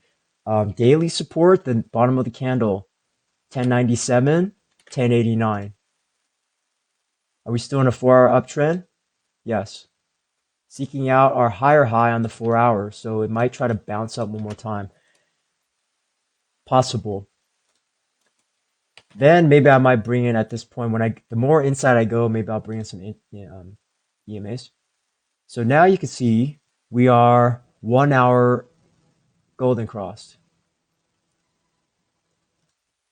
4 hours not golden crossed. 15-minute is golden crossed up on our EMAs. So then I'm just looking right here, this resistance cluster, this cluster, then I might bring in an oscillator. Yes, it has a little bit of bearish momentum on it, but at the same time though, it's Tesla, right? So you can just get one more bounce up for like no reason. Even if there's no technical reason, you just get like Reddit FOMO hype, people on Reddit saying like, let's put Tesla back to 1500 or something like that. And there's all those people, those types of traders who just jump on the bandwagon for that. But on a 5-minute, 15-minute, yes, it's in the oversold range, but then our EMAs are up cross, so that the uptrend overrides the oscillators. That's what I learned. So just kind of watch out for it. Now that we're in this 1 hour, 4 hour uptrend, now the question is just how high are we going to go on the uptrend? At a certain point, it's going to stop and it'll top out. I'll be looking for some signals on the price pattern. I want to see like this. You want to copy this type of action, right? This was almost the reversal pattern. That's why people sold off right there. But I want to see it happen one more time. It might get stuck right in the gap zone, upper 1150s. So I'd watch out for that. And just last thing I'll say is on our oscillators here, it did get quite oversold. So that's what I was also mentioning to anybody, not just one person, but anybody who's watching this for Tesla is watch out because it was at a low spot down here. Yes, we had our targets like 950 and 900, but at the same time, it's like, well, this is a reversal pattern. Okay, let's do RIVN. I think people are just sick of Tesla at this point. So let's do RIVN.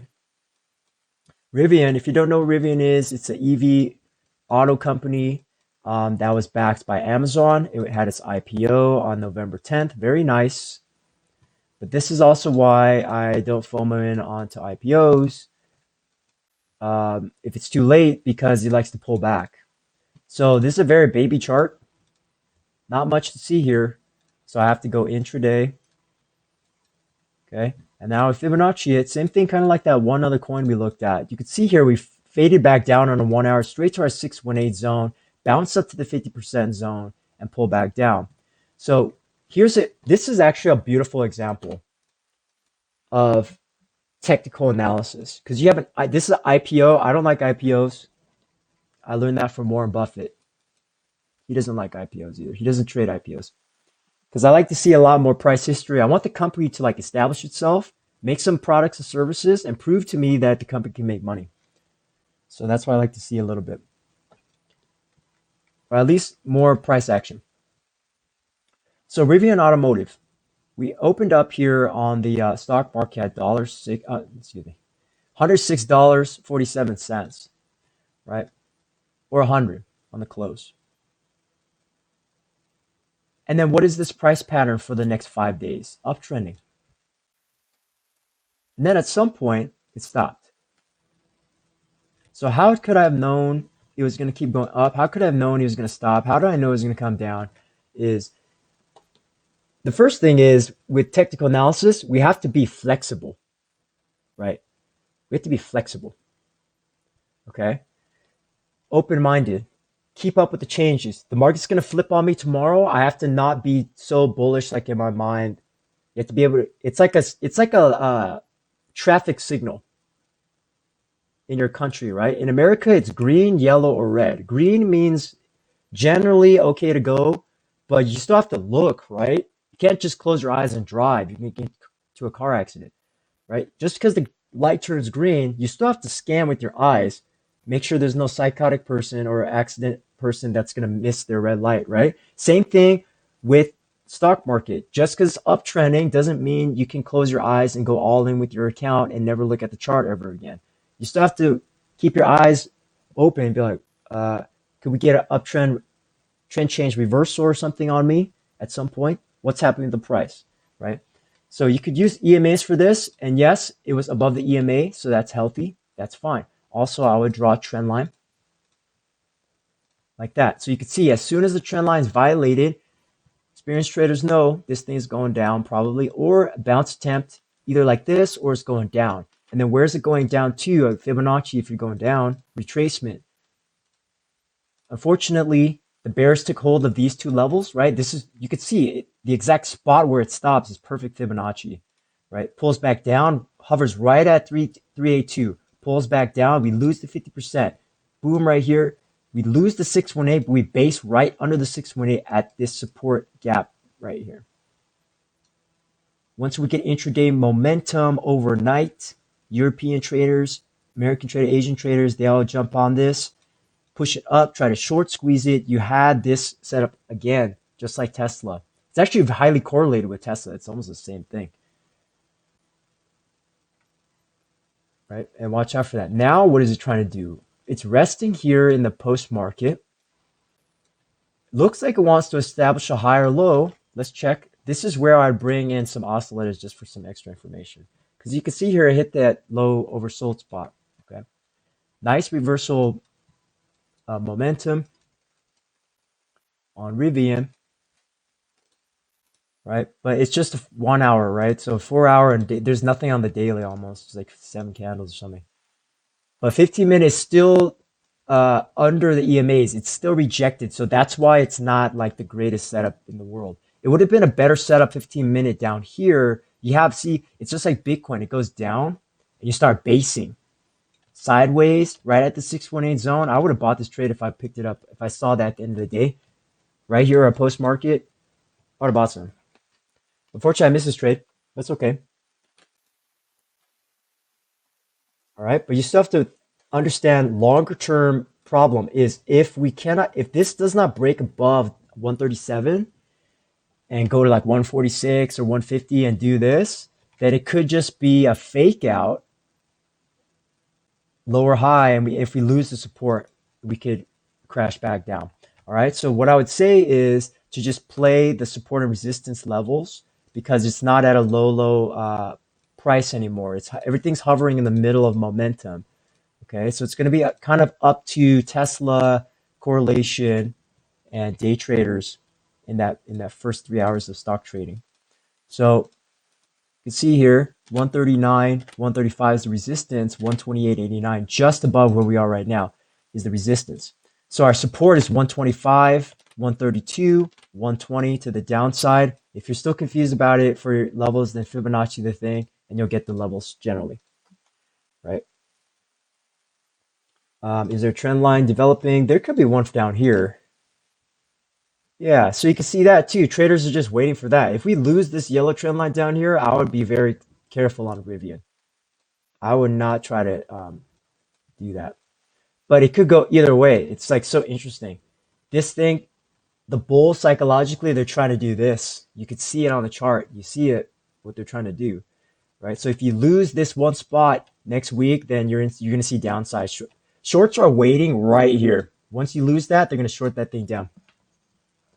Some bulls are buying right here. They're expecting to go up. So if you're going to try to long this thing, stop loss, small capital. Stop loss with small capital. That's all I can say. So hopefully that helps.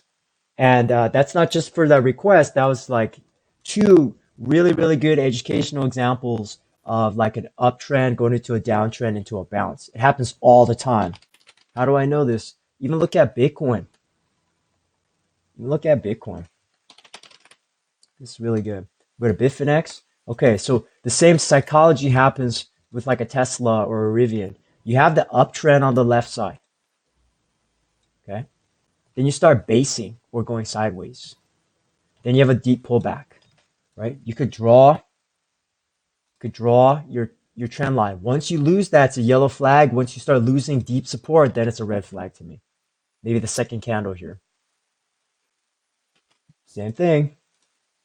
So it's not just that it's about like a specific industry, it's psychology. Technical analysis is the analysis of price and volume. And there's momentum and there's sentiment as well. But the asset to me, as long as it's liquid and tradable, is you'll see the same price patterns happening all the time. Why? It's because it's humans mostly trading and algorithms, but humans mostly for retail traders. And so humans, we have the same basic emotions, right? We have anger, sadness, fear, excitement in the market, right? It's either greed or fear, one of those, just like Warren Buffett taught us, right? So what mode are we in right now? It's kind of fear mode, right? Greed mode is kind of over for Bitcoin in the short term, right? Bull mode, that's kind of over for now, right? Greed mode on the left side. You'll know when you see greed mode on the charts, like greed as in green, as in people wanting to make money, because it just goes straight, it uptrends. If it goes sideways, that means questionable mode, consolidation, okay, or basing. Then if it goes down, that's basically fear, mentally. Also, I was saying last time, Wyckoff method, boom, your basing, your accumulation, your basing, your capitulation, or your markdown, right? The cycle continues. On Bitcoin, it'll happen on Tesla. 3 years ago, it was marijuana stocks. At the start of the pandemic, it was vaccine stocks. Then it was like food delivery stocks. Then what was it? And then this year we had energy stocks. Then it's been EV stocks and crypto. You know, whatever's trending, whatever is popular is just gonna move, right? So it's a matter of the charting, technical analysis, charting skills, the risk management, emotional management, and discipline. What do I mean by that? So when this happens in the market, on Bitcoin, do I know what to do here? Right? Do I know what am I doing on the charts? Right? That's a question you might have to ask yourself. How good are you at technical analysis? What skill sets do you have? Right? Because I just drew 4 lines and there's a setup already in the past. It was risky. Emotionally, this was not an easy trade for me when I went long here at $44,000 Bitcoin. It was not easy. It was hard. Not hard, but it was emotionally uneasy because it was red. Because I knew if I'm making a mistake, I could lose this and hit this downside here. But on this particular trade, it was too good to pass up, right? So I went long there. Excuse me. And I recently sold. So that position, so which is fine, right? I didn't sell at the top, which is fine, but you know, you get a nice gains, right? So the same thing happens is right now in this moment in time on TA. Do you know what's happening? This is where we use the skill set. So for me, I use classic TA, learned mostly in America and by some European teachers as well, right? But we have our support right at 55,786, our resistance above 58,653. Draw a couple of these. So now you have 4 targets, maybe some support on the downside, like over here. Becomes like a little treasure hunt. The more you do it, the better you'll get at it. Then we could draw some trend lines here. What do I see? At least 2 touch points, multiple touch points. Here we go. I'm seeing this. I'm also seeing this. Intraday, there's a little baby one right here. Okay, so you can see that one. That's why it's stopping right now. But if you see that, if we get a trend change reversal to the upside, then you can see we might hit our 58 to 60,000 is our new resistance in the sand, 60,000 on Bitcoin. All right. So the problem is though, compared to end of September, is I do not see the pattern yet. You know what I'm saying? There is no consolidation pattern here yet. I'm not seeing that. I like to see this type of stuff.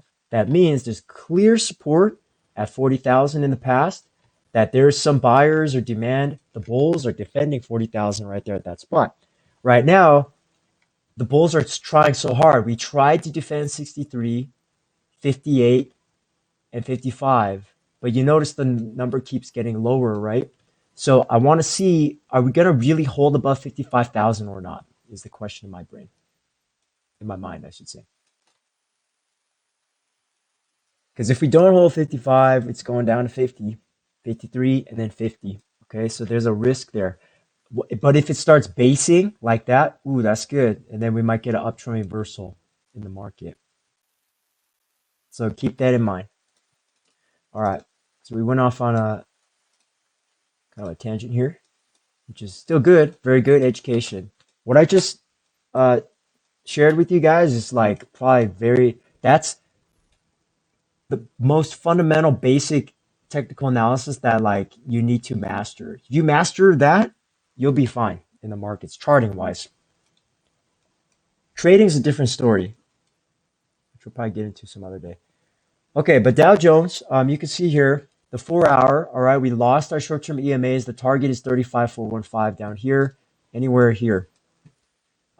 It's probably going to stop when we get really, really low intraday oversold, which we're not getting on our hourly yet. So we could still see some downside on the Dow Jones. We might see a bounce though on Monday. You can see here like this. You might see a bounce up, a rejection to the downside like that.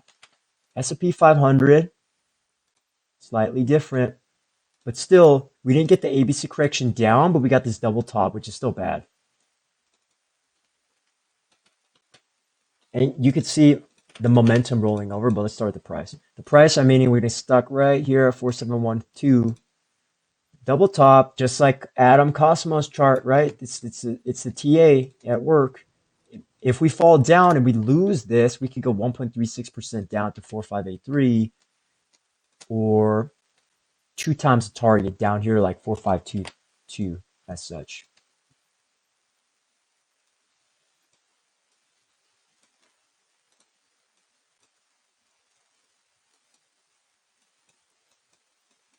Right? You can also see the momentum I'm saying is starting to roll over.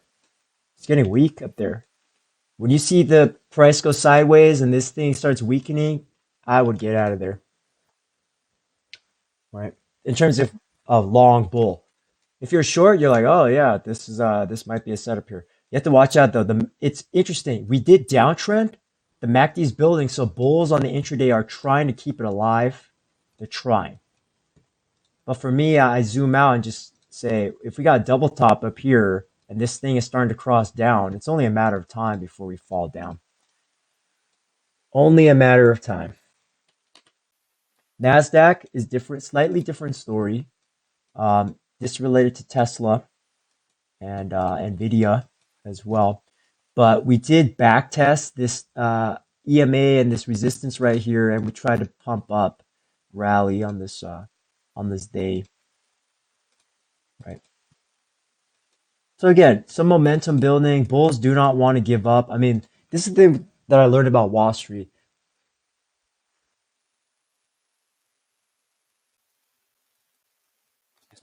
So bulls on Wall Street, they are like gung ho. They do not like to give up easy. One red day doesn't matter. One, loss, small loss doesn't matter. That's like the mentality of bulls. They just like want to go. You know what I mean? But sometimes it doesn't always go.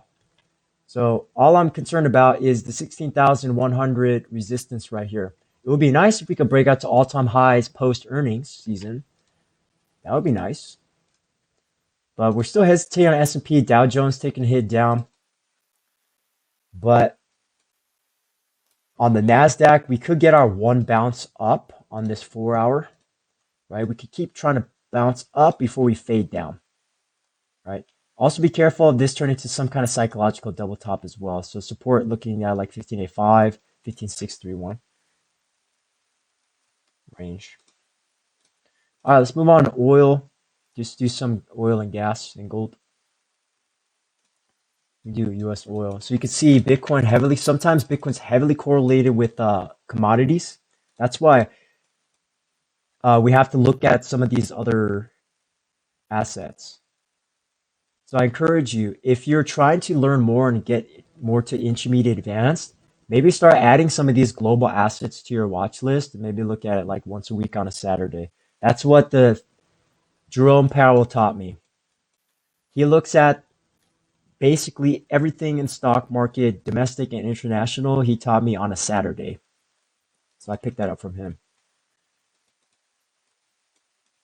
So you can see here, we drew this line here for a long time on oil. I've been talking about this for like 2 months. Myself, I've been charting this for like 2 years, right? So you have the upside resistance zone, which rejected the price. So now you can see this looks exactly like Bitcoin. We topped right here. September, October's up. We topped here and we're fading down in October, November, into November, right? So where's the obvious support level on oil? 51.50, 51. This is going to be the first line in the sand for oil bulls if they're going to maintain the uptrend. If not, the second line in the sand is our 48.77, 46, and 44. Those are all nice spots of value, presuming that the stock market's not going to crash for 1 year straight.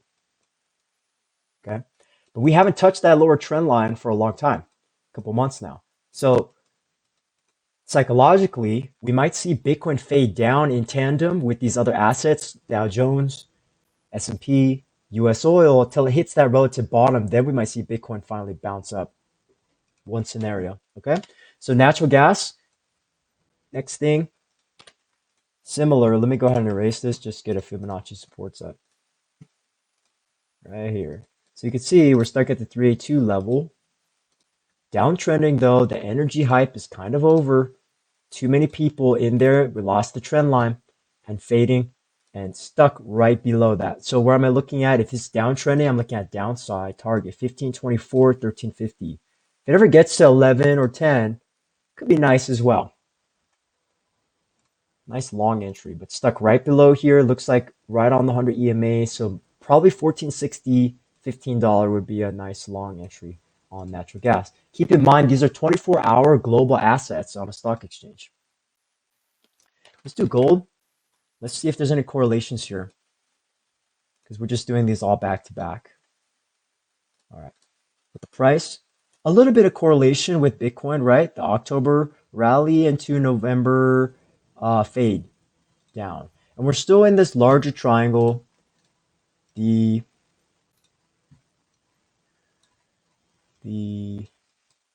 upper resistance here, and there is this descending triangle pattern. So just try to break out here. Maybe gold acting as a little bit of a safety asset. You have this rally, so I've been looking for maybe a pullback to 1822 range if it's going to happen. Go intraday here.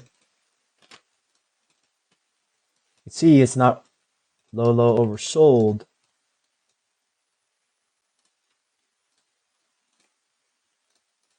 Yep, so you can see it. There's a bunch of targets here. I'm pulling up all the tools that I usually use for the stream. 1836, 1815. We just lost 1852. Is there a pivot point somewhere? Okay, there's somewhere here.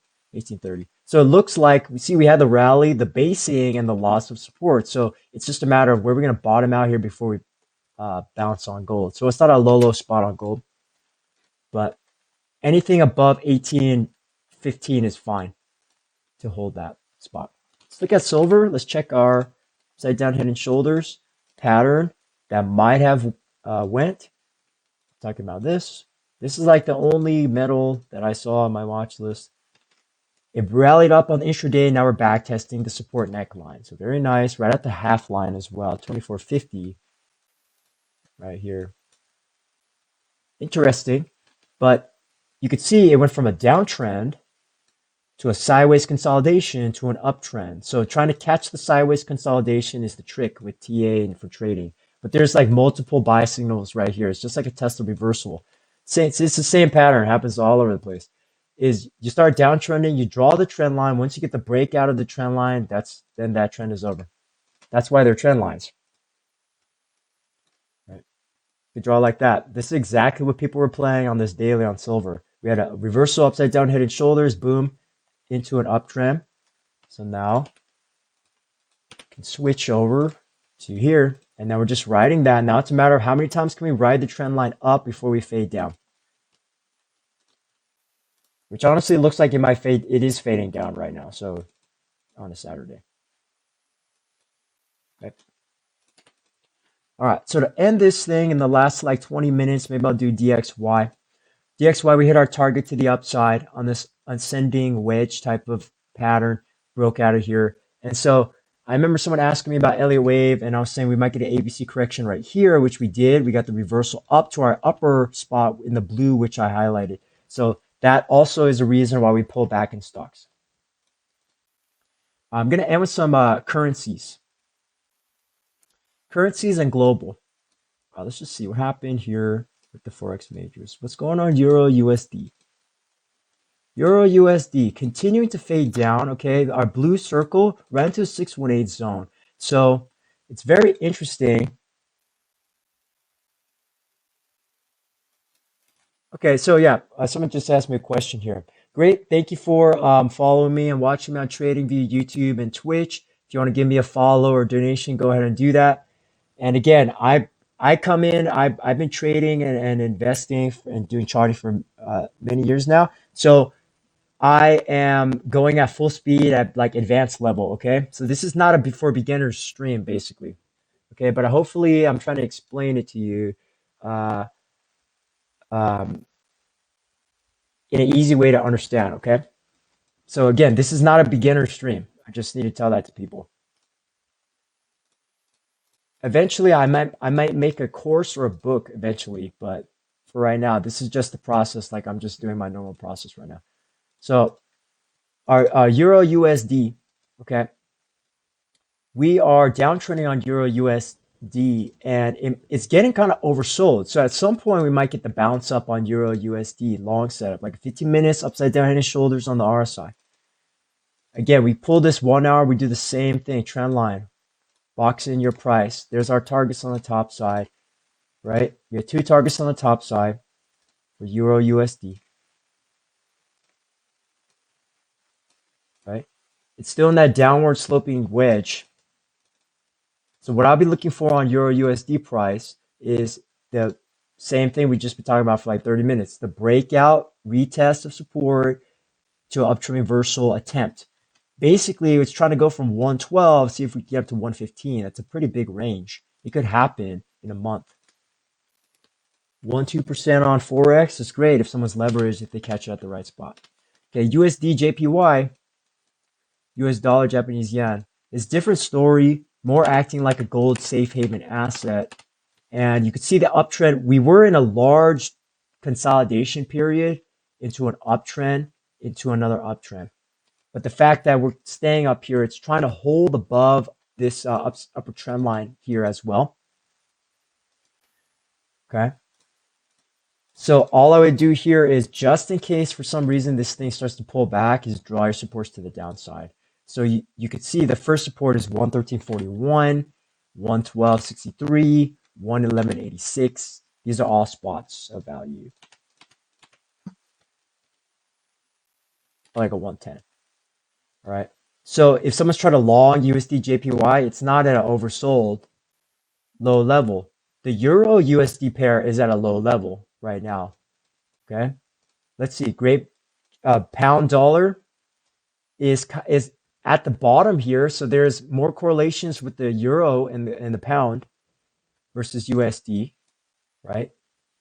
It's getting pretty low here. It's not the absolute low, but you can see at the pattern, it's at the bottom here. So if this thing holds, you could bounce up one more time to 136. Nice. Potential long setup, long term. Okay, Australia dollar, US dollar. You can see it's still fading down on this momentum on the right side, but I want to get this going right here. Right there. You could see where are we bouncing from 382 to 236. So it's consolidating right now. It wasn't a downtrend, but now it's going sideways. It's consolidating, now it's going sideways. Right? So that's usually never good, but it's kind of like Euro USD where it's getting a little oversold on these charts. So it might be a potential long opportunity on that, and we'll end there on currencies. Okay, last 15 minutes, we'll do some global indexes because we have global traders here. And the reason why I focus a lot on US market is because the US market is the largest stock market by dollar size, market cap, and the next biggest is China, and next third biggest is Japan. And then we have Europe, and then we have like like Canada and Australia. That's why you hear me talk about these things all the time because that's what the global stock market size is. That's just how it is. All right, so let's go ahead and start with we'll do China. And you're like, why do we care about China? Well, you have to care about China because a lot of supply chain still is involved with China. Okay. And there's politics right now, a lot of politics. So you just got to keep an eye on it. All right. Okay. I'll just give a little quick food for thought. The reason why I was able to sell all my stocks before before the pandemic hit is because I have a broad global perspective on stocks. I don't just care about one altcoin or Bitcoin. I care about crypto. I care about stocks, currencies, global markets, and commodities. All of them. Why? Because if there's going to be a yellow flag in the supply chain, if there's a virus happening in Asia before it comes to the rest of the world, it shows up on their charts. So I sold all my stocks and went to cash in January 2020.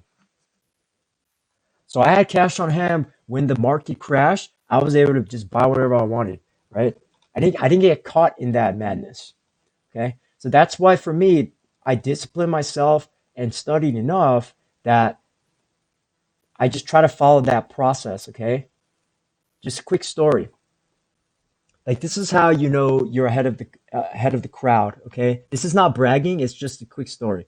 Is I remember looking at the charts in like November, December, January, just doing my usual process of like what I'm doing on the stream of going through a different asset classes. Then all of a sudden on these Asian market charts, I started seeing like, wait a second, why does this all look bearish? What's happening? And then in December 2019, then the news broke out that there's a contagious virus spreading out in China. And I remember from the history, I remember saying, wait a second, I remember like SARS virus or MERS virus in 2015. That wait a second, usually that's bad, right? So how can you see that on the charts? For example, like right here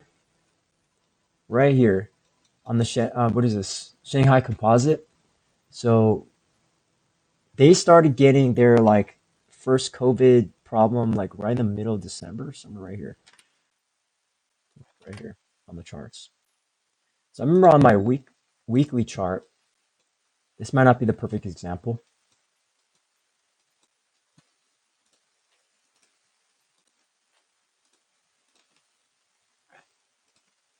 It was a sim triangle, but the fact that we dropped right here, right before the drop, okay, is very, very suspicious.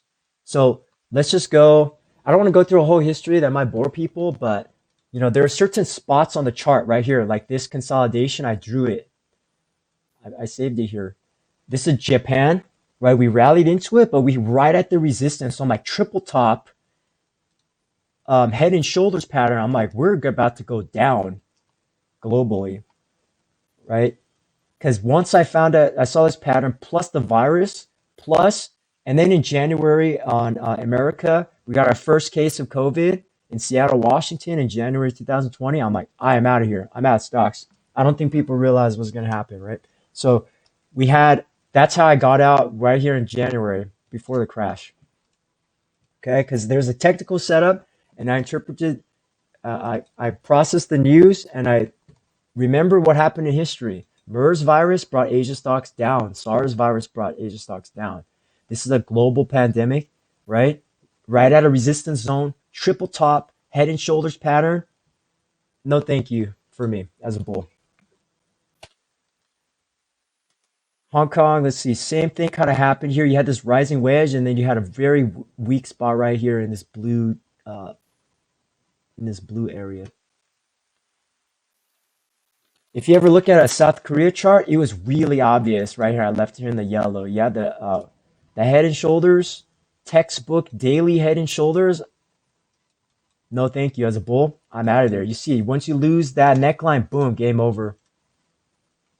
Usually not that far though. I was only expecting like a negative 9%, but still it went 3 times that target, triple the target. Okay, that's why it's important. You just kind of gotta, if you're serious about stocks and crypto, you gotta understand a little bit of basic global indexes. You can't just think about your altcoin and forget about anything else because you have to understand that one altcoin exists inside of the global asset marketplace, right? Wherever country you're in is just one part of the global economy. Same thing for me in the USA, right? Let's go rapid fire down these. So Shanghai Composite is right now still consolidating. It was rallying in a nice way throughout the pandemic after the crash, but you could still see it's just kind of weak on the charts, consolidating to the side like that. Okay, so I'm saying weakness like price weakness. If it was a true rally, it should have been done this, right? So the fact is right, supply chain problems and such is you're just playing this range right here on the Shanghai Composite. Japan, it had a nice rally up, okay, but once we went to this consolidation range, all right, that's not good. So you see here the trend line, it was up and we went sideways right now. So again, Asia market sideways. Hang Seng Index, this is, what is this? This is Hong Kong. We lost all these supports on this downside. The only thing good with the Hong Kong market is you're finding the base on the daily, possible daily upside down head and shoulders reversal. Maybe though. It's maybe because the other Asia indexes are going sideways. This thing's already basing down. It's already priced in something, right? So it could rally up, but maybe not. Sometimes these upside down head and shoulders doesn't quite work. So Euro next. I was I should probably leave that up. I was charting this for a while too throughout the pandemic, and you can see here, boom, we lost it. This is why it's important to draw a trend line and not just look at the chart like this on your phone or something. You're just like, oh, nothing's happening. It's actually something's always happening on the charts. It's just a matter of can we catch it on the analysis. So this is what I like to do right now. Draw your mega trend lines.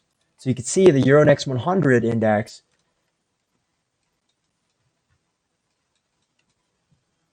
broke down and rallied up, but stuck at trend line just like S&P 500 right now. So watch out for that, just in case if you're in the Euro region, Eurozone. Just watch out for that. Where could we drop to? 1330, 1362. All right, let's get the Euro stocks. This is another China. What is this? Shenzhen, Shenzhen, consolidating, right? We already looked at Shanghai though. Look at UKX 100. Similar, is it topped out? Okay, for all our traders in the UK, right? You can draw this trend line. It's been here for like 1 year plus.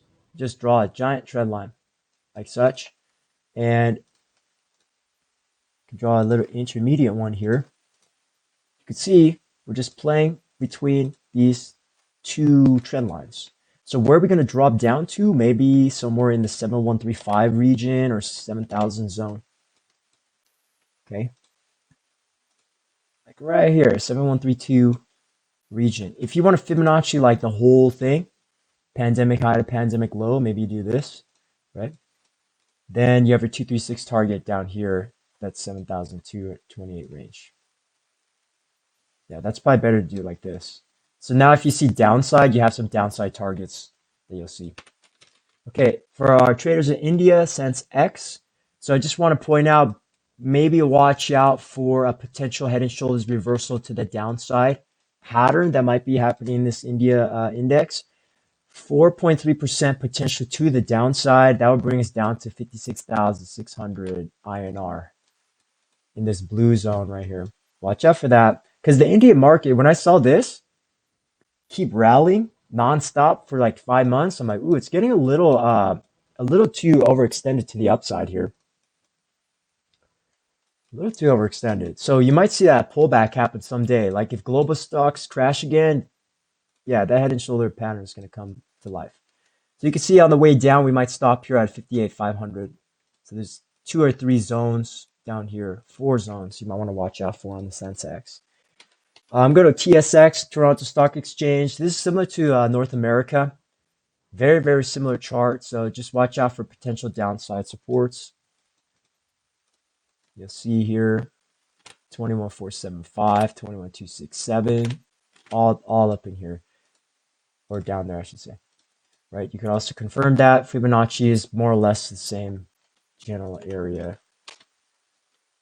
Okay, Saudi, TASI, they're Tadawul, however you say it. The Saudi Arabia index, right here, you have the double top. Okay, double top right there at 3% to the downside. If we lose this current support, so 3% to downside would be 11,300. What is this trend line here? Ooh, that's even deep trend line right here. So this spot right there is a very, very interesting X marks the spot long term for the Saudi Arabia index. Okay, let's do Germany DAX. All right, so this is what I was saying. I do this a long time ago that we had a consolidation range. Watch out for the pullback down to it. That's exactly what happened. We rebound to the top. So anybody attempt to track this, if you're in Germany, it's still turning to like a consolidation, which is not so healthy, right? Because if we're gonna keep breaking through ceilings, it should have just kept going up like that. But right now it's kind of consolidating, which is not that powerful. Okay, South Korea, if anybody's a South Korea trader in here, the KOSPI it was rallying, but then when I started seeing this rallying over top action, I'm like, this with Japan's doing the same thing, China's doing the same thing. All Asia indexes, most of them are consolidating to the side right now on uncertainty. Okay, supply chain issues, virus cases spiking. People did get vaccines, but we do see some cases spiking as well. So again, if you draw a simple trend line on this index, you can see we lost it a long time ago in March. That's why I've been saying, like, watch out for this thing, right? Watch out for this thing. It's already downtrending, fading. You find a double bottom support right here at 2,900 as well.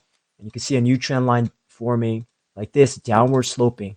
Downward sloping, that's not up anymore, right? It could be a short-term consolidation, but the fact is this going to turn into another triple top? If we lose this, is this another bearish signal just like our pre-pandemic levels right here? Okay, that's what I'm in the back of my mind. I am thinking, are we about to top out right now on all assets? That's one scenario I'm having in my mind. It's not impossible. It's not impossible. But are we going to crash this hard like last time? Probably not, because COVID's already priced into the market by now. Let's do Australia. I know we have some Australia traders here. So this is the ASX 200 index.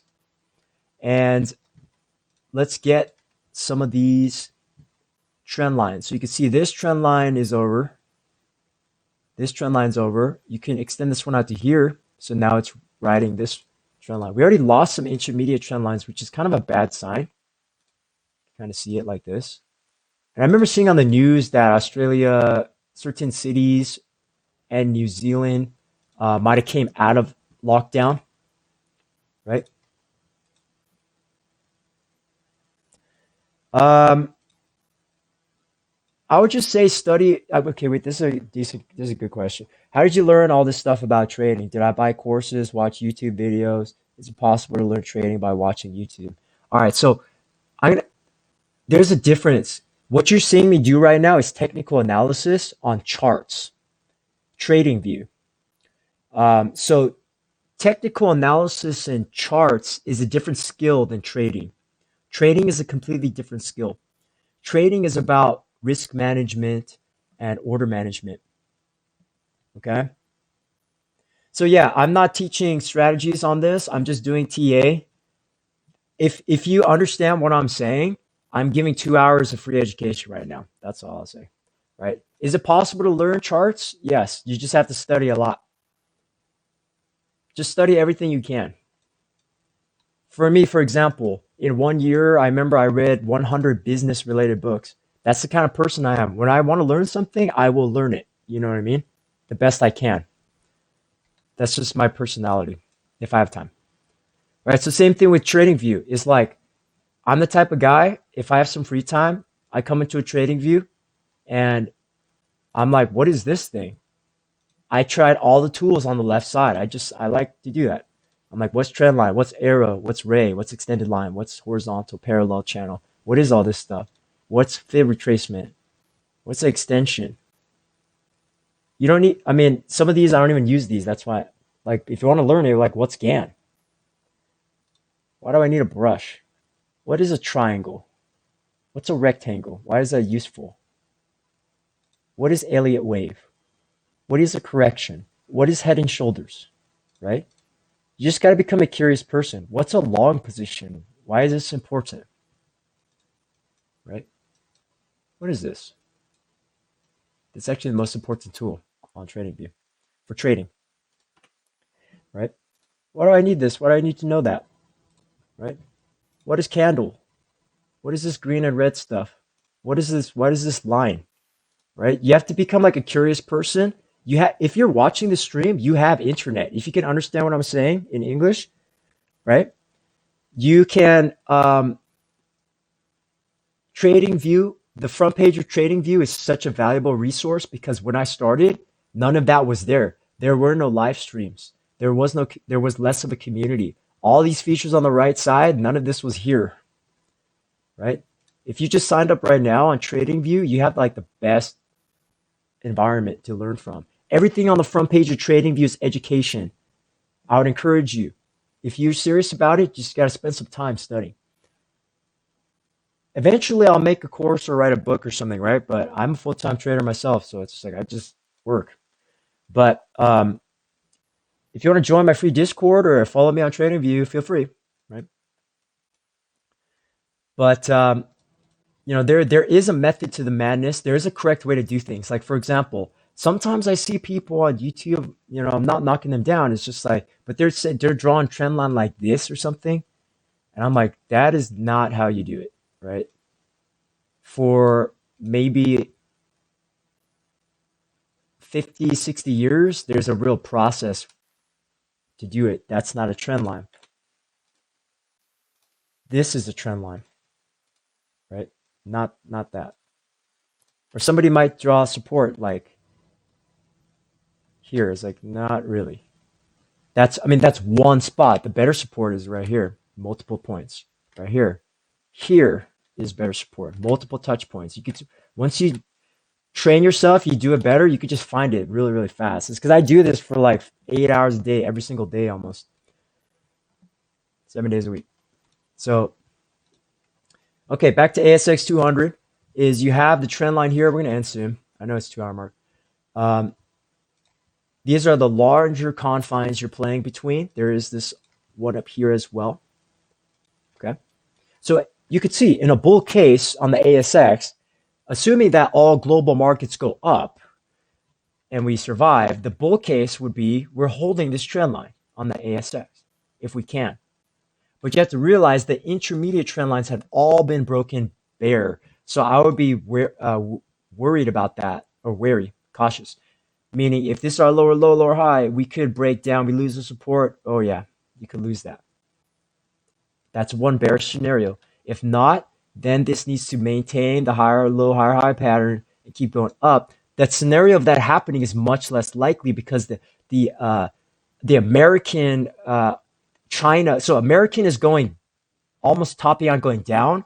Asia, Japan is going sideways, right? And the ASX is trying to bounce up, but it's still lower than this, right? So it's kind of yellow flag that we might see some downside over the next year. Watch out for that, please. Please don't be FOMO type of trader or investor coming in that way in and be like, oh, the stock market's been up for 2 years. Let me buy it right now, like all in. Please don't do that. Please don't do that. Not just for Australia, I'm saying for like everybody. Like, please don't buy Bitcoin 69,000 all in, no stop loss with your eyes closed. Please don't do that. Right? All right. Okay, somebody has a question. Indicators. I mean, just look at what I use. What I use is this is the standard TA package. But again, I know people who are obsessed with indicators. Don't do that, right? Don't be that person, because indicators is not the whole story. I shouldn't say don't do that, excuse me. Is focus on price first, is what I'm saying. Focus on price and volume first, because TA is the analysis of price and volume. You have to understand, every single indicator is derived from the price or the volume or both. EMAs, moving average, comes from the price. EMA comes from the price. Pivot points comes from the price. RSI is calculated from the price. MACD is calculated from the price. The EMAs of the MACD is calculated from the price, right? So if you master the price, you'll you need to use that more, 80 to 90%. Okay, that's the secret of TA. Also, backtest your indicators here on the strategy tester. If you know coding, that's good. But if you don't, it's fine. It's easy to learn it, the basics. This is getting way too advanced. It's like professional level. But if you want to use strategy tester, it's right here. If you want a paper trade, if you're a beginner, want a paper trade, it's right here. You could trade all USD cryptos or whatever crypto pair in your country and stocks infinite amount of times for free, right? This is why TradingView is the best. Let me just say, we're in the TradingView right now. Black Friday sale. This is the best time to buy. Literally, best time to buy a pro account, because you get such a discount. It only happens right now in this month, I believe. So if you want to pick up a pro account for TradingView, I don't even work for TradingView. If you want to pick up a pro account, a paid account, now's the time to do it. We have Black Friday sale in America for the next week. Okay, so if you're not in America, you should know this, is we have American Thanksgiving next Thursday, the 25th. So stock market's closed on 25th. We have Black Friday sale starting the next day after that. All next week is USA Black Friday sale. So people are going to be buying stuff for fun. Retail, right? And then if you want a discount, now's the time to buy your TradingView account if the discount is available. Let me check if it's available on the front page. It should be. I saw an announcement about it on my announcements. Let me go to the account billing page.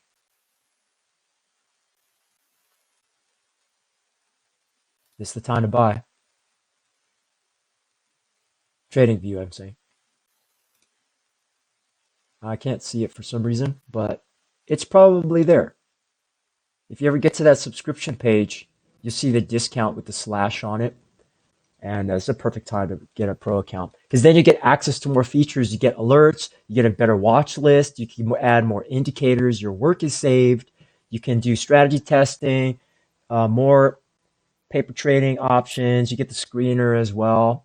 Just all the tools you need to practice and educate yourself. All right. So we'll just end here with Bitcoin, and that'll be it for this week. I'll be on the stream next week. Let's see here. Bitcoin, what's going on in our hour, because we went for 2 hours. We did get this bounce. So again, it's the same setup. Whenever you downtrend bounce, you can put a trend line to roof it in, so to speak. Like put a roof on it, like put a top on it, and put a bottom on it. And now you can see we just broke out of this downward sloping wedge on the 1 hour. Interesting. Very interesting. Right? But you could see the 1 hour upside down head and shoulders has been weak. This is the third one. 1, 2, 3. A little cautious, but the fact if we can hold this uptrend and stay above 57,500, great. Perfect. That's a great bull setup for some continuation next week. I would like to see us retest 60,000. That'd be nice. 60K. All right. We'll stop here. It's a weekend for everybody, so we did stocks and crypto. So thank you so much. Again, I'm live streaming on TradingView, YouTube, and Twitch. If you want to follow me on any of those platforms, please do so. Turn on notifications for when I go live. I have a free Discord group as well that I put out a monthly chart for stock and crypto indexes and weekly watches for stock and crypto indexes as well. And it's free for now, so if you want to join that, please do so. Again, if you want to sign up for a TradingView account this week or next week is like the perfect time to do so. Literally, it's the biggest discount, I believe, in the whole year.